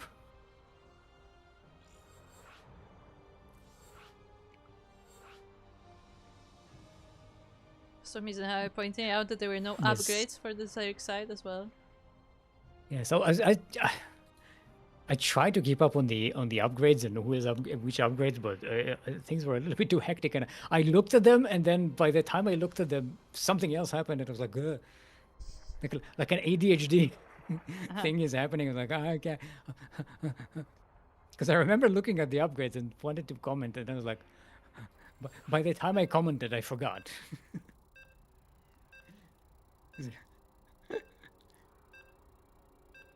Yeah, this game could have ended like 3 or 4 times already. Yeah, that's the It point. did Each feel time that way. a different player, a different player threw the fight, and then like gave the other player a chance. I mean, I wouldn't even go as far as to say true, but like there was That's certain true, but, decisions like, made. Yeah. Well, it's not. Yeah, a throw is a bit too exaggerated because it's not like they completely just botched it, but Yeah. they made some tactical errors, critical tactical errors. Let's say it like that, right? I mean, there were some nice moves as well, which definitely. No, fantastically well. I'm very impressed with both of these players. They're playing fantastically well. And speaking of fantastically well, we are on Rainfall. Or it's raining all the time, I guess. It is. It's very wet here. In the southeast corner of the map, all the way from the land of Peru, it is our not-so-till Terran, El Libre. I like how you said it, and then the thunder came in. That was well timed. The what? There's thunder on this map. If you have your ambient noise up, I didn't hear it. if you have your ambient noise up, you can hear the thunder. I recently did it just for fun, and I'm keeping it that way. it's more interesting. Anyway, across the map we have his opponent. It is the pink Zurich, player from Bulgaria, representing Vanguard. It is Scorpion.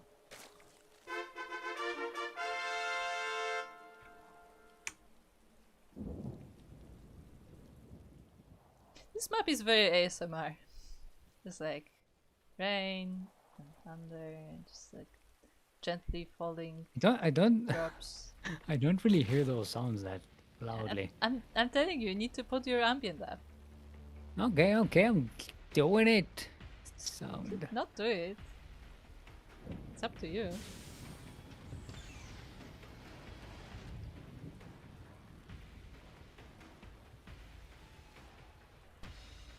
Okay, now I hear. Ooh, that's nice. It's like rain and like thunder in the distance. Yeah. But it's very gentle. It's like just, you know. Yeah, no, I like it. It's like sitting on a rainy evening in the forest. We need a crackling fire. That's what we need.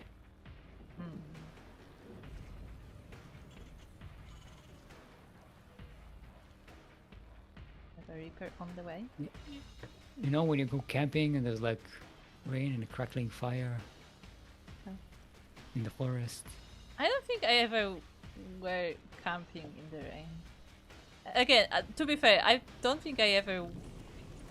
I was camping like under actual tents like once in my life, so I don't have a lot of experience there. You know, I was camping on a lake when it was raining, and in the lake when it's raining, it's a weird feeling, and it's so. It's pretty cool actually. Ooh, the Reaper almost goes down.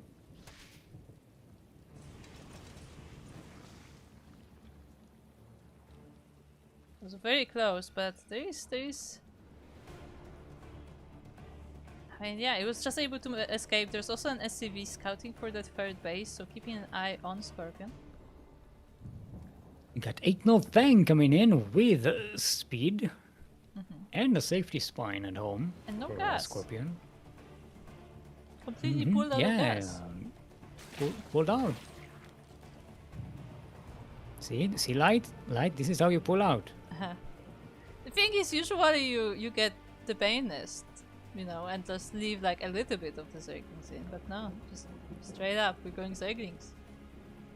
Oh, this one also thinks he's a Zergling. Don't ruin his dreams. It's from the HR department. Is the morale booster. Morale booster, or is he just there, like, you know, to remind them what No, their it's a job cheerleader. is? See, it's got the pom poms. Pom poms, yes, the pom poms that they use to cut minerals. Yes, they're laser pom poms. You imagine like pom poms, but instead of like strands of hair, they're like strands of like lightsabers. Oh God! How many limbs can you lose in a second? But did they also like clash with each other though? Like that would make a horrible noise. Yeah, that would be like really loud. Yeah, no, that's a stupid idea. I'm sorry I came up with it. Even in my head, it doesn't work. See, I like how we did a word for like, oh, this is ridiculous. They were like, no, this is not practical. Yes. Well, you have to try out the weird ideas, you know. That's how you get innovation. I'm waiting for an innovation joke. I gave you that on a silver platter. Innovation was not a very innovative player, though. Yeah, there we go. There he is. I mean, he recently he recently played again. I don't know if you saw. Did he? Yeah, there was a Legends tournament in China called the Doyu Cup. So he played in that, but also after that he played in GSLCK. In the Invitational. Did he get far, or is it just go for fun? No, I think it's just for fun. Like I would not expect him to come back. Nah. But he's showing up. He was a pretty cool player to watch, you know. Maybe not. See, it's not innovation that was cool to watch. It's everyone trying to beat him that was cool to watch because everyone would keep trying new things and nothing of it worked because he was just doing the same thing and it kept working. It's just like playing like a robot and everyone was like, "Meh." Yeah, that's the whole thing. He got that, you know, nickname for a reason. The Yes. machine. The machine. Alright, get a lair and some upgrades coming in for Scorpion, including the speed Lord. The Zerglings will surround these Hellions eventually, but they did just run straight into the fire. Well, it's a good catch because you'd rather lose Zerglings to that fire than let them roll True. into your mineral line and lose the the drones for them. To have a wall. There is a bit of a counter there with the Banshees in the north, but there is a spore here, and the Banshees start moving out of the way. Yeah, it flew a little bit too close to the spore. Now it has a nice position though. Banshees are like oracles. You have to babysit them in order to make them effective. You have to constantly make sure they're positioned right and that their targeting is effective. Otherwise, just kind of wasting them. Yeah, this one is doing quite a lot of damage though. Yeah. I think the one from the previous game had like that like 30 dead, 30 kills before. This one before has he 10? died. Yeah. Oh, it's a Goliath. That's a really good match. Yeah, it's a Goliath. Goliath, not online anymore. Wait, is this like...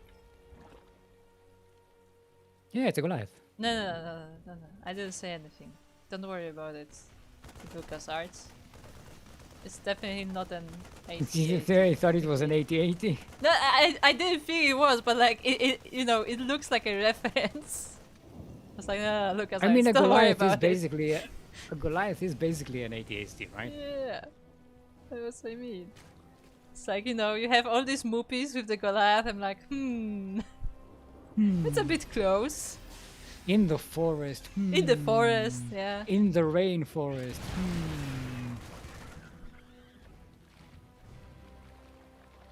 I mean, to be fair, we did mention it before, but apparently StarCraft was supposed to be Star Wars originally.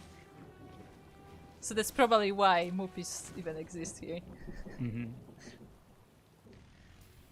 I'm pretty sure the moopies were created long after the original StarCraft as like a thing. Right? Maybe, but what I mean is like that there may be reference to that. It's like Oh, the origins. The moopies are definitely a Star Wars reference. Yeah, there are Star Wars, but I Mhm. mean the reference to the origins of StarCraft more so. I don't know because StarCraft as like a genre, as a theme, it's a lot more, you know, Starship Troopers than Okay. Star Wars. And Starship Troopers is a completely different, like, separate franchise that predates Star Wars, by the way, because it was a series of books for, you know, movies and stuff. Wait, were the books in the same like tone as the games and everything else? Kind of, yes. They were like a very like political thing, political military type of thing. I didn't read them. I just kind of know about them. Okay.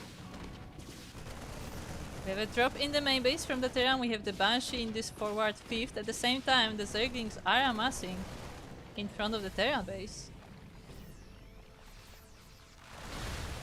Oh, but Ben's another unsplit by our army goes down.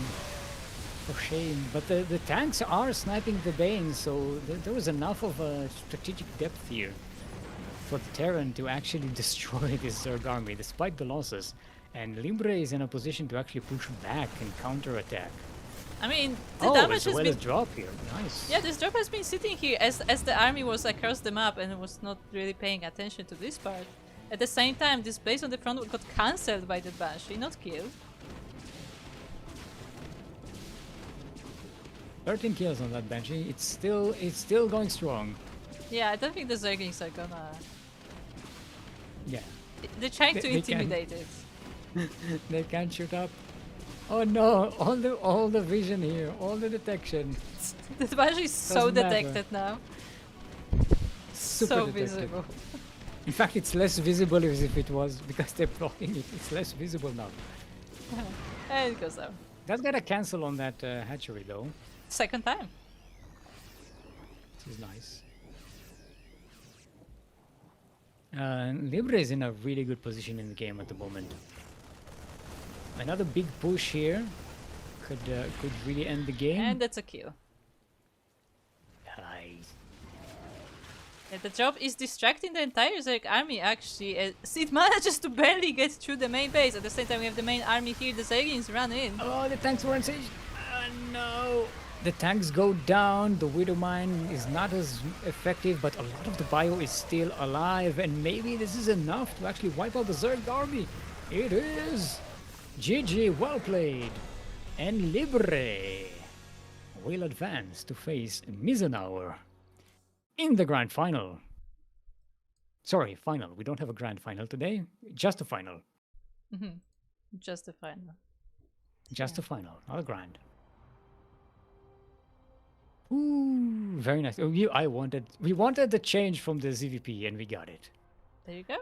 I'm happy. I'm happy. And now we get another with TVZ in the finals. Indeed. But before that, I guess let us take a quick look at the bracket to just see where we are at. We just finished the semifinals of Libre versus Scorpion, and Libre advances to face Misenhauer in the finals. Misenhauer, of course, defeated Prettyfly and Roxas on his way. Libre defeated On2D and Scorpion. And with that, we have our finals, which will be a best of 5, starting soon TM. But before that, we'll be going on a quick break. After which, there will be a raffle. We'll do the random raffle for all of our players who participated today. So don't miss it. We'll be right back. Be right back.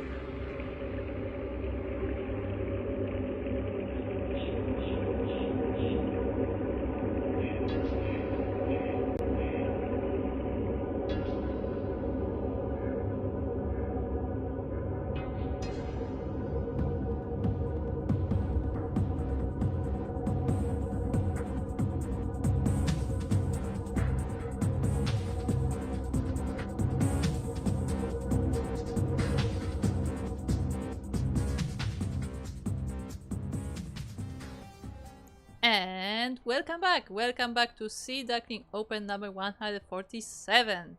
Our monthly tournament for the diamond players, essentially. Up to 4.2k MMR, of course, you know, if you're a lower rank you can play as well, but that is the upper limit of the tournament. I'm Kuro and I'm here with Steelmold, of course. Hello! So, yeah, we have our finals prepared. The finals are coming. We have Misenhauer versus Libre coming right up. But before that, we have something else to do. We have the random raffle.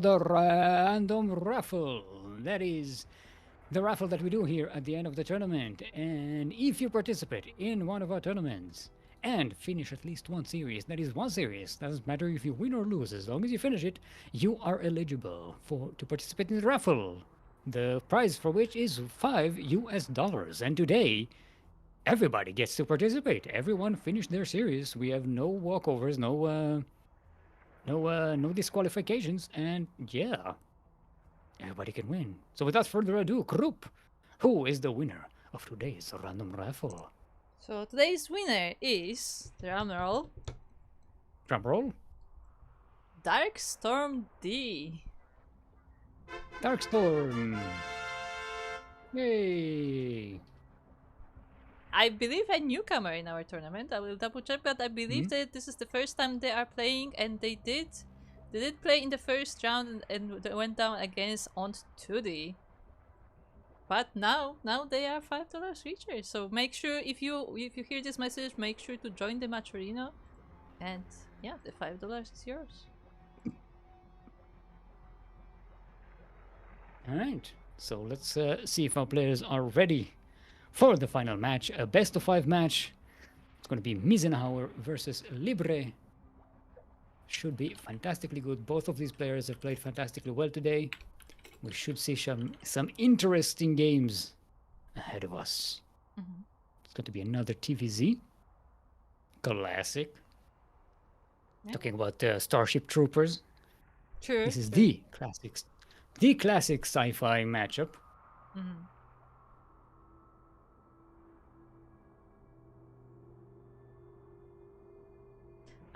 I'm wondering,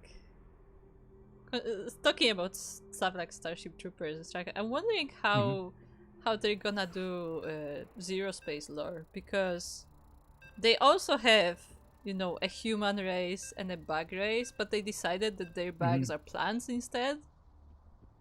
And instead of like spreading like creep, they spread grass. Like they went for a different concept. I wonder how they're gonna. So they went Warcraft with the trees, right? I guess do the trees spread Warcraft grass? 3, we have. I don't know, but it's kind of like they're trees instead of bugs, right? Kind of. I mean, there are still bugs though in Zero Space. Yeah. So, Zero Space is the StarCraft kind of remake, right? Not remake, like a Uh, side project I mean, made by the.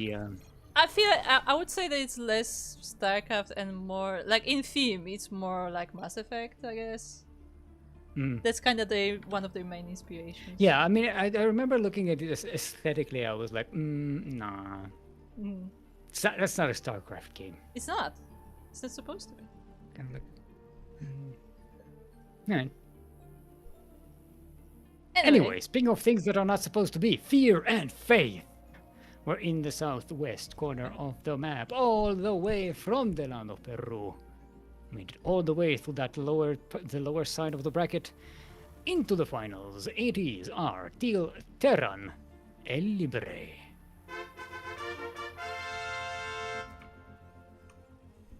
And across the map in the top right corner we have his opponent. It is the Orange Zerg player from the US. Representing an anime girl. It is Misenhauer.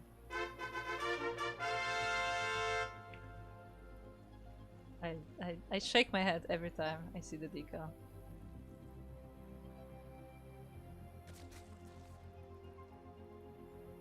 Right.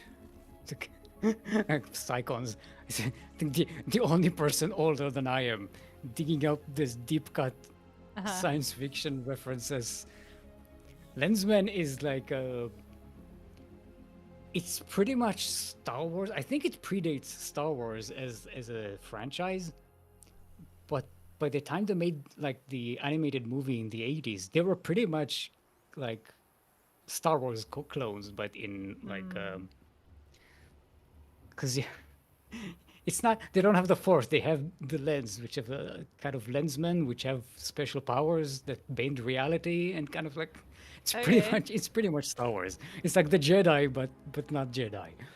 So even though the franchise predates Star Wars, it was still looked at as like a ripoff.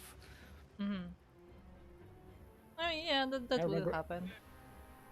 Yeah, I remember watching those movies as a kid and was like, "Ooh, that's a Star Wars ripoff." And way later, I learned that it's actually not. Also, they're not the best movies. They're okay, but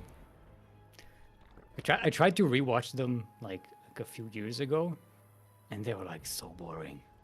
Holy shit, they were boring. I don't even know how I watched them as a kid. They were so boring. Look, kids have different standards, okay? Yeah, maybe I just like I was so young, and I don't think I even knew English at the time. So it was just like pretty colors moving. So I was like, okay. Anyway, we have a Reaper going all the way across the map to the Zerg base. Oh, very early roaches from Misenhauer here. No speed. I'm guessing that's going to be a wall busting for the Ravagers. Gonna try and bust that high ground the thing wall. is, like, I mean, it takes a while for them to get there, but the first roaches are already marching across the map. Yeah, and one already being turned into a Ravager.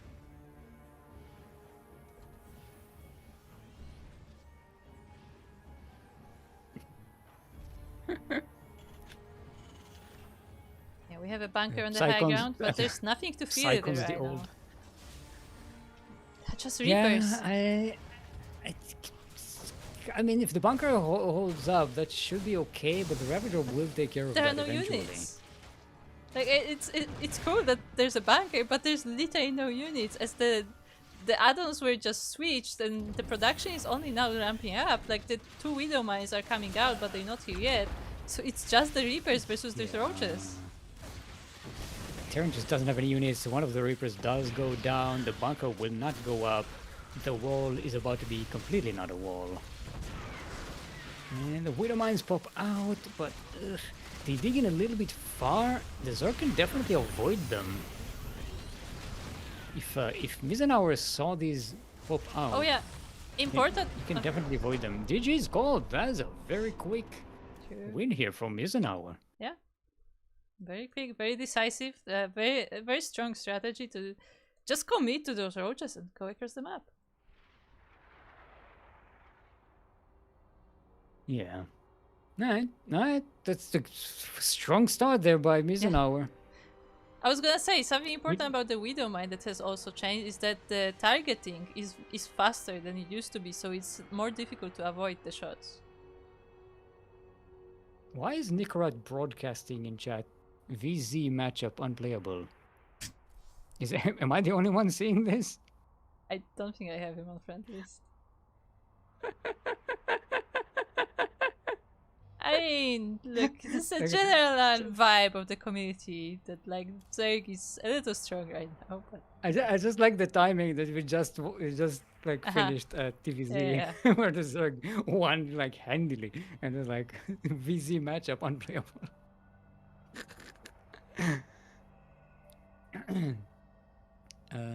Washout is going to be our next map. We haven't seen that one today. We have not.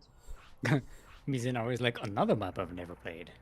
Yeah, it's how it's new. Yeah, also, we should note, Mizenauer before this match started, it did say that the previous map, the Fear and Faith, is a map he doesn't know. Yeah, Lisa had to look it up before the game. So maybe that's why he went for this. So like, it's a map I don't know. Let's just cheese. Let's just do some cheese. It's probably why, honestly.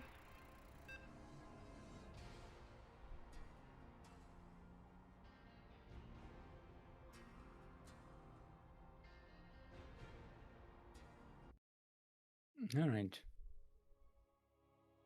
This map is. It's a snake. It's confusing me because I'm trying to follow the lines and I'm like they're not connecting. It's a snake. It bugs me. It bugs me. It's a snake. No step on snake. No step on snake. All right, everyone. We are on Washout, where everyone comes to wash out. Where all the old players come in to get washed up. In the northeast corner of the map, all the way from the land of Peru, it is our Teal Terran. Give it up for El Libre.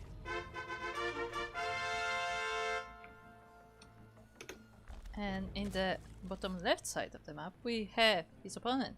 It is the orange Zerg player from the US. It is Mizenauer.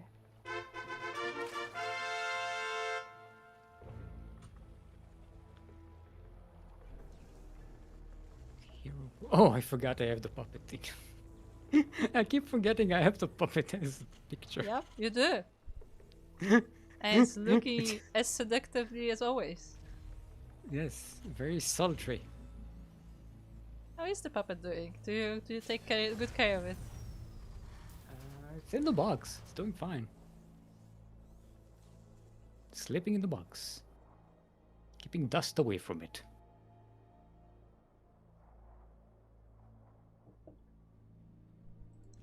Alright, another scene of a massacre on the map. Yeah, it's that map. Map mechs do love their ripped pieces of people. I mean, as look, decoration. this is a game about war, so I mean, fair. Yeah. But yeah, we were. It's like, I remember we were trying to figure out last time what actually happened on this map. Yeah. Because we do see a lot of carnage, but we don't see what caused the carnage. Which leads me to think maybe it was Protoss, because Protoss units kind of disappear when they die, right?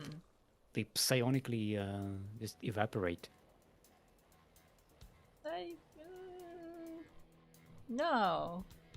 That's not exactly what happens. I believe, like, for, like, infantry, to call it that way, they are being called back to whatever, like, mothership is there. But, like, if you see, like, you know, like a Stoker or a Dragoon, they just fall apart. Yeah, I mean, some units just they don't leave a mark. They don't leave anything. There are scratch marks here and there, so I'm thinking maybe it was like a giant, like Ultralisk or something, but Giant Ultralisk. doesn't fit. A kaiju Ultralisk. Look at the size of those claw marks. Yeah, but why would there be claw marks of an Ultralisk? I don't know, some giant beast. Like, I feel like What that's would leave kind these claw of marks? that's the thing. That's kind of the thing about StarCraft, that like It's entirely possible that there are other creatures in the StarCraft universe, but because it's so focused on like the three races, like, you know, you don't think about how many other things there I might mean, be. wasn't it part of the Zerg story that like they take other creatures and other Yeah, life the forms and original kind of Zerg, like, adopt yeah, they them? would just feed on other creatures and take their traits.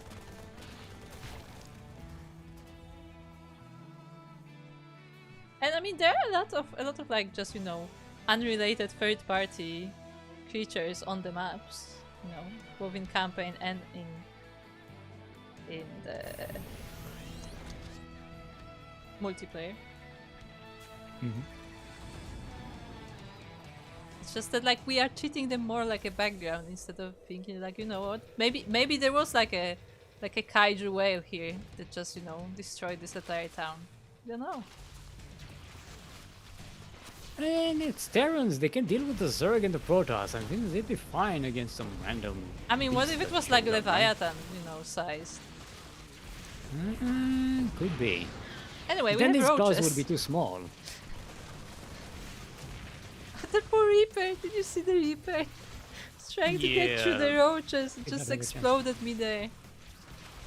I mean, this time Libre has a much better defensive position here with the True. bunkers up. So And there are actually units in Mizunao- the bunker. Yeah. So Mizunao isn't going to have as easy of a time finishing this game. But still, it's still a lot of pressure on Libre here to break out of this this siege position. Quick repair on that bunker. It's really good. Cyclone is just about to pop out. So that will be able to snipe from far away. It's Yaku cursed. Well, it's not exactly Yaku curse, but yeah, I don't think it's particularly useful on that side of the wall. Because Eisenhower does not want to go up that ramp. Choop, choop, choop, choop. Okay, getting rid of the high ground vision is really important. So now Mizunauer has to climb up on top of that ramp just to do damage, and he knows he has to kind of back away. I think Without he's the high trying ground vision, to. it's very difficult to stay there. He's kind of trying to bait some of the army downstairs as well. Just, you know, to maybe snipe that cyclone or something, but Libre is just slowly building up. At the same time, though, Eisenhower is able to establish a third base, starting to slowly saturate it as well. There's no more roaches coming, so this is just this, you know, early aggression to destroy the Terran's economy, but behind that, Eisenhower is just, you know, muckering up.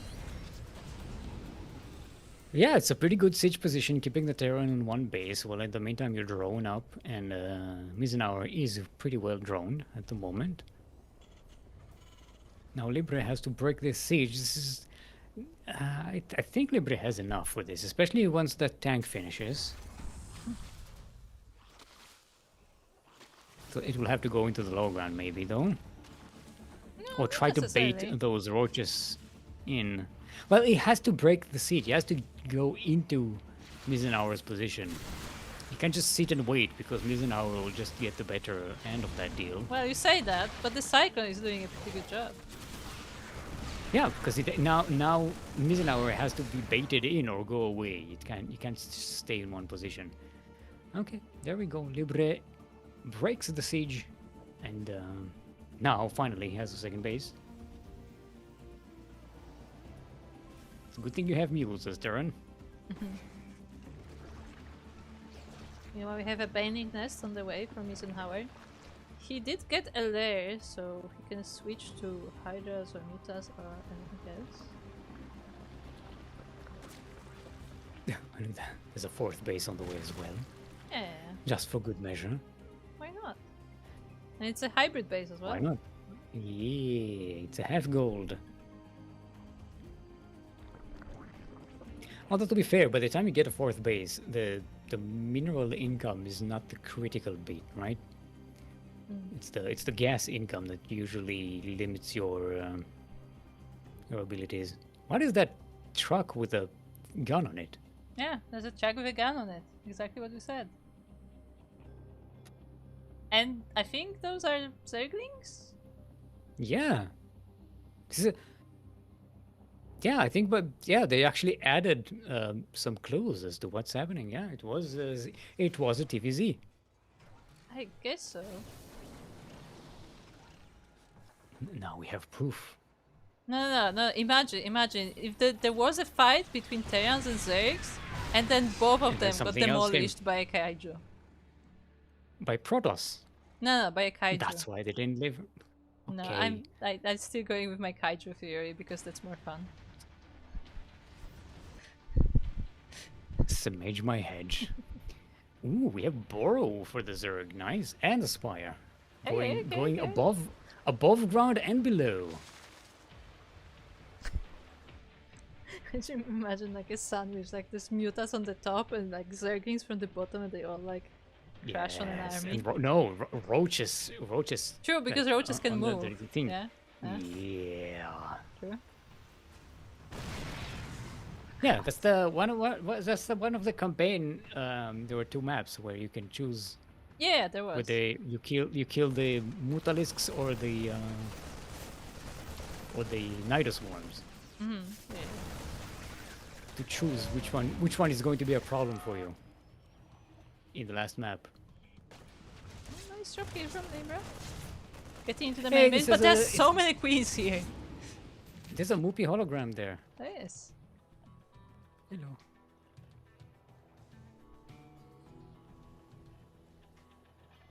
I like Maybe the that Zerglings movie following. theater is showing Star Wars. Is it? Yeah, and the Moopy hologram is like an advertisement. Ah, okay. Makes sense. Ah. Yeah. Definitely. See, that's the movie theater in there.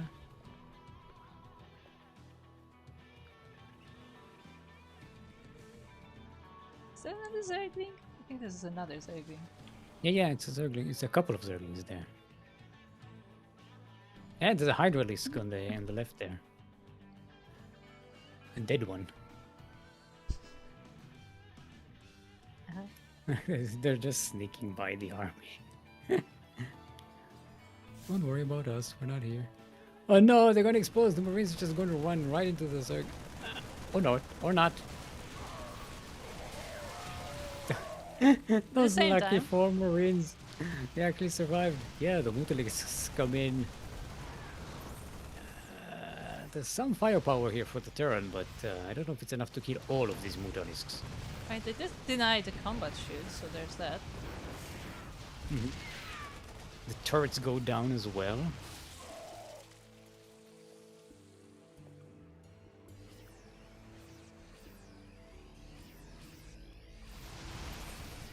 Ugh, that's a lot of mutas. Trying to snipe that command center being See it. constructed. That'll be See a it, really but good how catch. many- What? But how many mutas is it?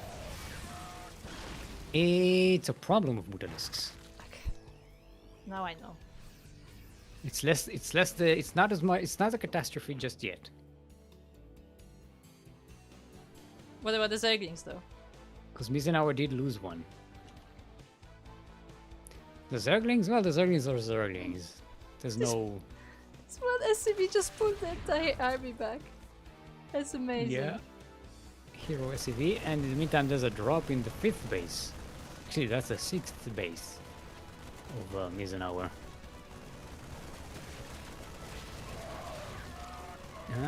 Mizenauer protecting that base and using the Mutalisks to camp the production of Libre. That's very nasty. Now, this was a catastrophe of Mutalisks. Quite a lot of them. We're down to 18, so we're back to a problem. They don't quite one-shot the turrets, but they're very close to it. Quite a few of Yeah, them the are going Marines down to the Marines, so there's that, but they definitely do damage to the Terran base. The Marines don't have any upgrades. Other than mean- Steam. They don't even have combat shields. Yeah, because it was Oh, denied by the no. mutas. And it was not Yeah, remade. but it's not remade. Oh no. That's kind of the thing that, like, from the beginning of the game, remember, the game started from the Roach siege, so, like, Libre has been Yes. trying to make up for all the losses this entire time. Didn't quite have the... And Yeah. one of the things that got behind is the tech. Yeah. Like, didn't have the luxury Oh. to like spend on like, you know, upgrades and stuff. The Bailings roll in. GG is called, and Misenhauer is on match point. Oh Indeed. boy, this is a tough one. Libre is having a lot of trouble with those early game attacks.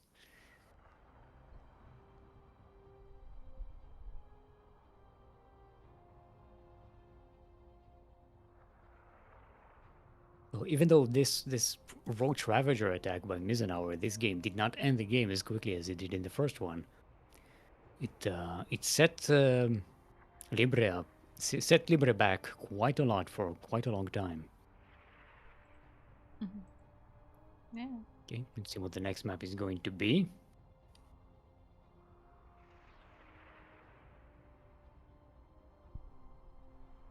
Backsteam up. Backsteam up. Backsteam up.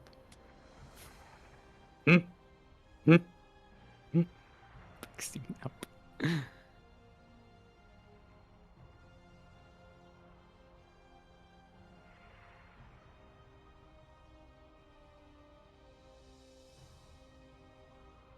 All right. I guess they just okay. Sanctuary. I was like, Okay. they're probably going over the list and like, I have no idea what any of these maps are. I mean, to be fair, at this point they should have played a few of them at least.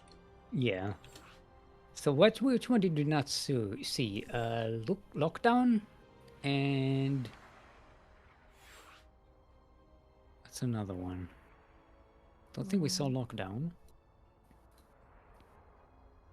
Just trying to catch up on the At map Eternity's bingo for Edge. today.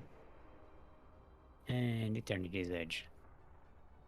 So we're 2 maps away from the map bingo today. Very proud of myself. I actually searched for that in my memory. I didn't look at the list. I used my memory just like olden days, where I could Look, remember things. Unfortunately, that's an achievement nowadays. Oh, and Blackrock. We didn't see Blackrock. True, it is a black. Have you seen the new version of Blackrock yet? I don't think you have. No. Because I the have not. Blackrock ladder edition is different from the Blackrock we are featuring in TLMC. We'll get to that.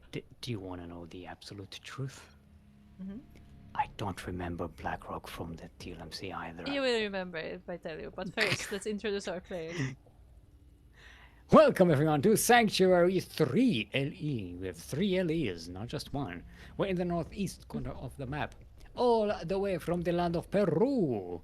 Has to completely sweep this entire match to win the tournament. It is our Teal Terran. Give it up for El Libre.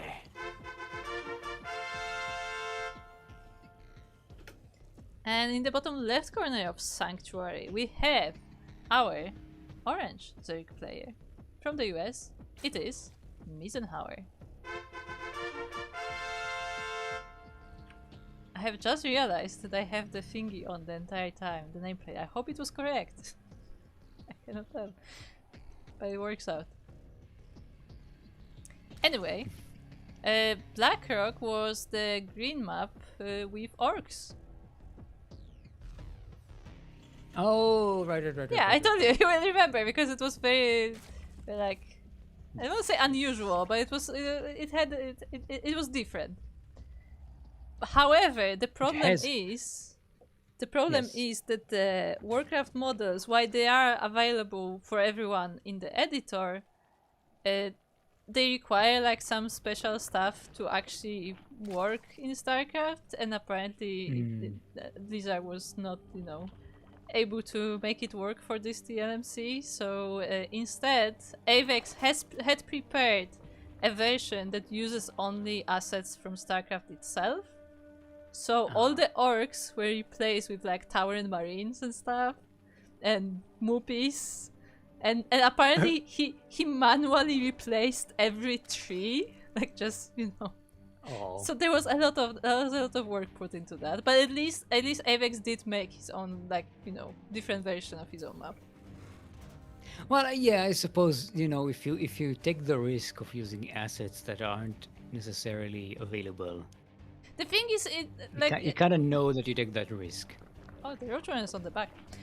The thing is that like I've accepted like it's possible to make it work, but probably because they don't have the attention or resources to like work on stuff like that. Like it was just not feasible to work on it right now. So instead he had like a different version prepared in case that happens. But anyway, Yeah, I know we that have another feeling. I know that Roadrunner. feeling. I'm an architect, a landscape architect by profession. So yeah, I know the feeling of planning for something and then having to change your plans at the end and like, okay, we have to do something completely different now. Command Center Oh, we have to that change gets everything. yeah, the Command Center gets delayed as the SCV is sniped, and now Libre is scouting across the map. Will he see those roaches? Oh, he will see the roaches, alright.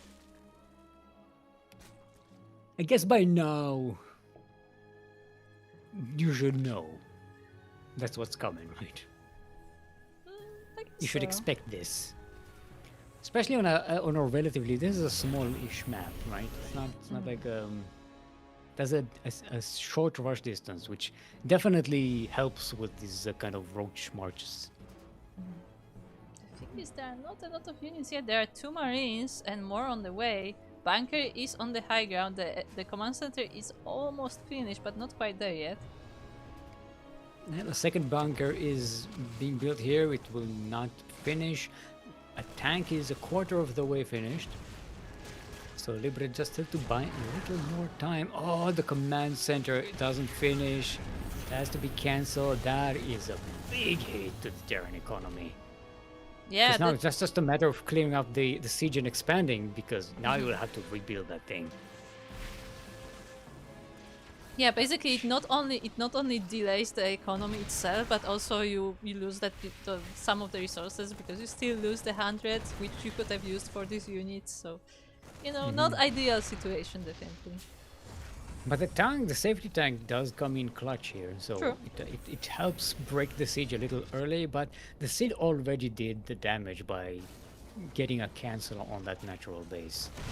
Yeah, and again, this is not an all-in from Eisenhower. He is droning behind this, so this is basically the goal of this push is to delay the Terran in whatever they're doing. It's a tank!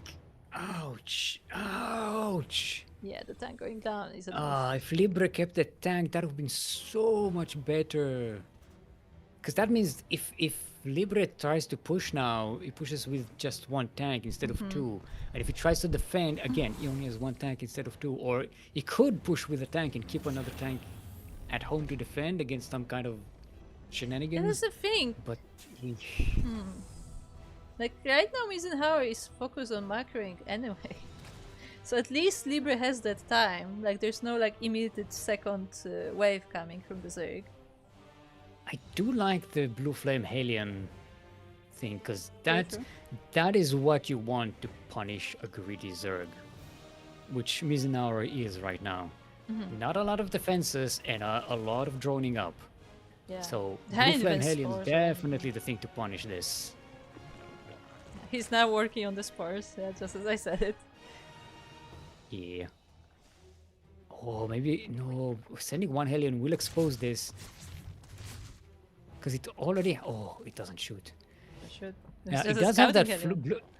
It does have the blue flame on it, but I don't know if Mizenauer like sees it and notices Yeah, that. it's like a very small detail, so I Yeah, don't it's know a if small he detail to paid notice attention. on an already blue unit. So I never Okay. even realized that they changed the flame. now on the family, goes out. That's the plural of aliens. The family. Ah, true. Okay, I get it.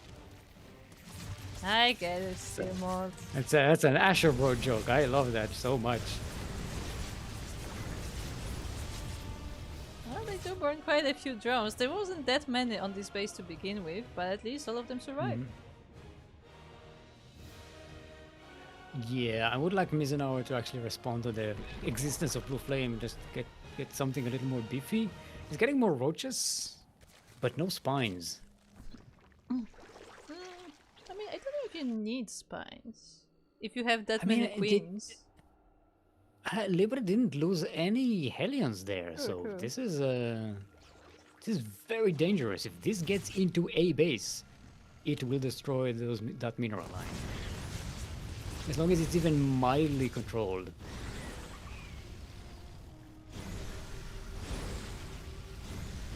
But I guess Right, Misenhauer has to be on top of mean, responding to this, and so far he has been. The queens are in position, and the Zerglings are there to back it up.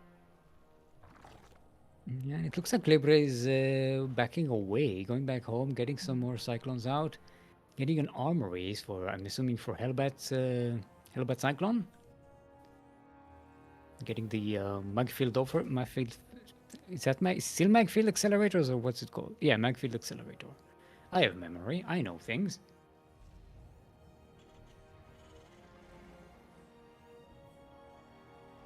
My memory may not be an SSD, but it's still active. Oh, the Hellions get caught! They get caught and they get caught by roaches, so don't quite care about the blue flame. Yeah. I think the blue flame only does extra damage to light units, if I recall correctly, right? I may be wrong. Let's double check. Guys, why does still keep asking me about specific things? To Hellion. I think we've already checked that a bunch of times on cast, and I keep forgetting.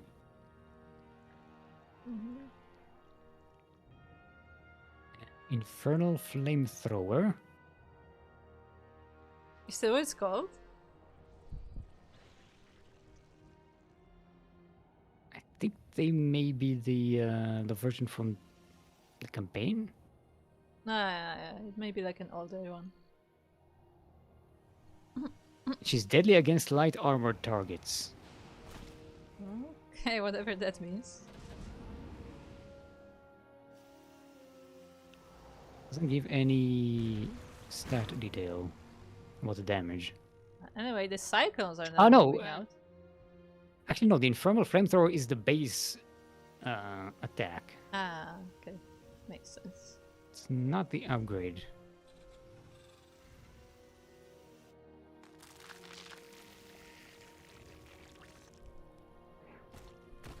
Okay. Damage 8 plus 6 versus light, and the blue flame is a pre-igniter, Infernal pre-igniter. There you That's plus 11. So it does plus 5 damage versus light. Okay. Over the regular one, which already does plus 6 versus light.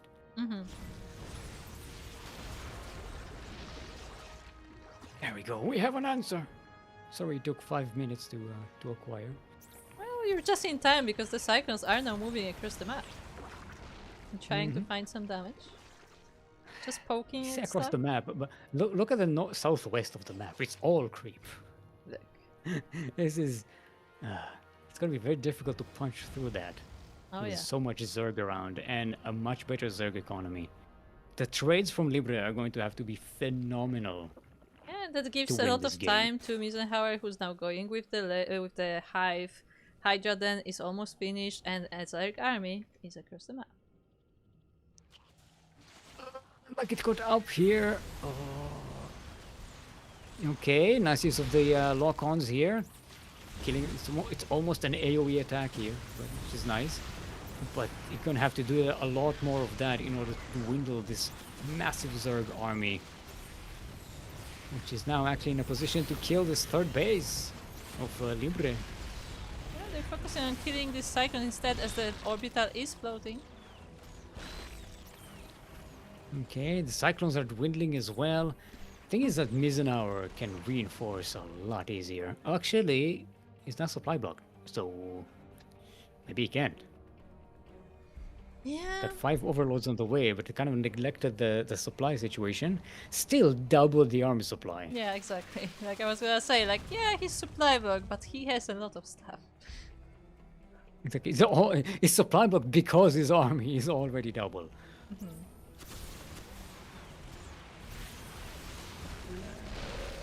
Okay, nice lock-ons there again, but Getting stuck there on the high ground with the bunker means the Cyclones are not as mobile. The fourth base gets denied here. And eventually Mizunawa will just realize, oh, I can just walk up that ramp, right? Yeah, the Cyclones are getting a little bit stuck on the ramp between the bunker. There's also a tank in the back, which is something that Mizunawa has to pay attention to, but he has quite a lot of army here. And look at the upgrades right now. Mizunawa has 2 and 2, while Libre only has +1 vehicle weapon damage. So, which doesn't affect the lock-on as far as I know. For the I don't think so, because it's an ability, right? So it should. Yes. I think that's something we also checked in the past as well. But, I don't know. Because remember we had that one game where someone didn't take upgrades because they went mass Cyclones? They didn't get any upgrades, and it was like, oh, this is like next level game. They knew they won't need those. And then later we asked the player, and they're like, oh no, I just forgot to get upgrades. Yeah. Well, the Cyclings are now running into the Cyclones. They're able to surround quite a few of them, but not a lot of them fall down. Now they do. That's a big amount of tanks and Cyclones here. There might be enough. That's a lot of Ravagers. Think about Ravagers. They can shoot the biles and still do their own damage at the same time. Yeah, I don't think Mizunawa has quite enough to break the entire Terran base yet. Like, he will deny this one, of course. However, the upgrades are about to kick in for the Zerg. The assist orbital is still alive. The Cyclones are still alive. This attack actually got pushed back. That's a massive loss for Mizunawa, who now has to remake all of this army. Mizunawa is still ahead in this game. Don't get me wrong, but this loss keeps Libre in the game. In this recent battle, Libre lost 9 Cyclones and 2 tanks. And Mizunawa lost, I don't know how many, 58 Ravagers? And 15 Ravagers, yeah. And like 20 Roaches, maybe less, because most of them were Ravagers. But maybe 10 Roaches. So, yeah, that's that's a lot. But I know Mizunawa is ahead in upgrades, now at 3-3 range and carapace. Are we switching to Ultralisks right now? What's going on? We're getting everything. Upgrade, right? Literally every upgrade there is. Wait, there's no Ultralisk then. What is that? Lucas probably. Oh, it's the Hydralisk charge. The Hydra charge. Ability. Get confused with the Ultralisk upgrade. Alright. Mizunawa comes in here, this time with the Hydralisks, and they do much better against the Cyclones. Oh yeah. They are light units, so the Hellions would have helped, but there are not enough Hellions. GG is called, and Mizunawa will be a brand new Duckling Open champion, winning the final 3-0. Indeed. Holy hell. It was hard fought, but yeah, Mizunawa in all of these 3 games had the advantage from the beginning and just kept on rolling with it. Yeah, I mean, Libre fought fantastically well. Yes. Gotta say, had a lot of like really nice comeback potential there.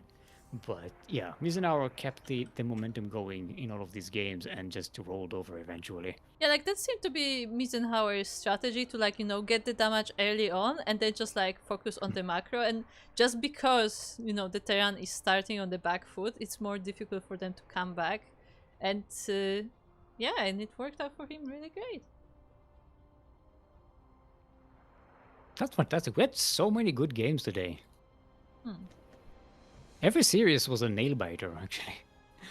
Even this 3-1 was it on paper it looks like a stomp, but it wasn't. Yeah. Well, maybe the first game was. The first game was a bit of a stomp. Let's be honest. It took Libre by surprise, and they're like, oh, okay. But it was a bit of a stomp. But the other games were not a stomp at all. Oh boy. Yeah. STO is coming So, back. once again, Baby. congratulations to Miesenhauer on this victory, and shout out to Libre as well. And of course, shout out to Darkstorm D as well, who won the raffle. Hey, yay. Hey, Darkstorm Steve didn't even win one game this tournament, already $5 richer. Just participate. That's all you really need to do, and you're already eligible. And anyway, if you like participate. this tournament, That was my call to participate. yeah, Participate in tournaments. share it with friends, you know, with other amateur players. And if you like this tournament and would like to see more like it, then you can support it on the Patreon. As that is, oh no, where's my Patreon thing? There you go. On the Patreon, as that is how the prize pools for these tournaments are founded. All money from Patreon is going towards the tournaments. So we have the Duckling Open, the Masters 1 Open, the Sparkling Tuna Cup.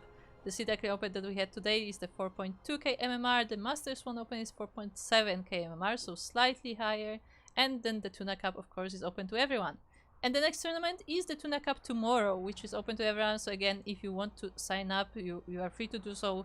The rank doesn't matter. There are pros, there are amateurs as well, so anyone can sign up. Meanwhile, the next amateur tournament will be Masters 1 Open, which will be next week. So not in 2 weeks, but next week we will have the Masters 1 Open, so look forward to that if you want to sign up for the tournaments. Of course, you know, if you don't currently have the budget to support us on Patreon, of course, just watching is also supporting us as well. Make sure to follow the socials, make sure to check out our YouTube, where we have daily content, daily StarCraft casts uploaded. Of course, we are on Twitter or X, we are on Facebook, Instagram, Mastodon, Blue Sky. Most importantly, we have a Discord, so if you want to be kept up to date about all things happening in the Ducklings, then make sure to join our Discord. No other than that, Steel Mode, when are we getting next stream? At the time when it is streamed, of course. Not a moment earlier. It's going to be Sparkling Tuna Cup tomorrow. The same time as this tournament, I believe.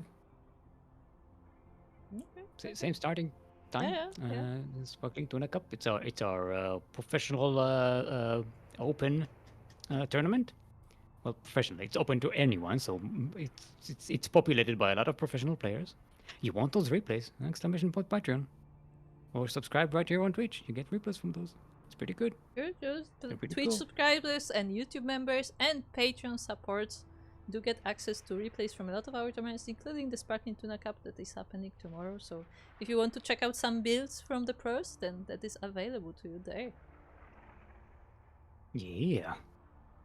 And of course, our next amateur tournament will be the Masters 1 Open next week. Again, same time as today is the Duckling Open. It will probably be casted by myself and Kuro as well. This is our thing. This is what we do. We enjoy it. So yeah, Masters 1 Open, that is 4.7 MMR or 4.9? 4.7. 4.7k MMR.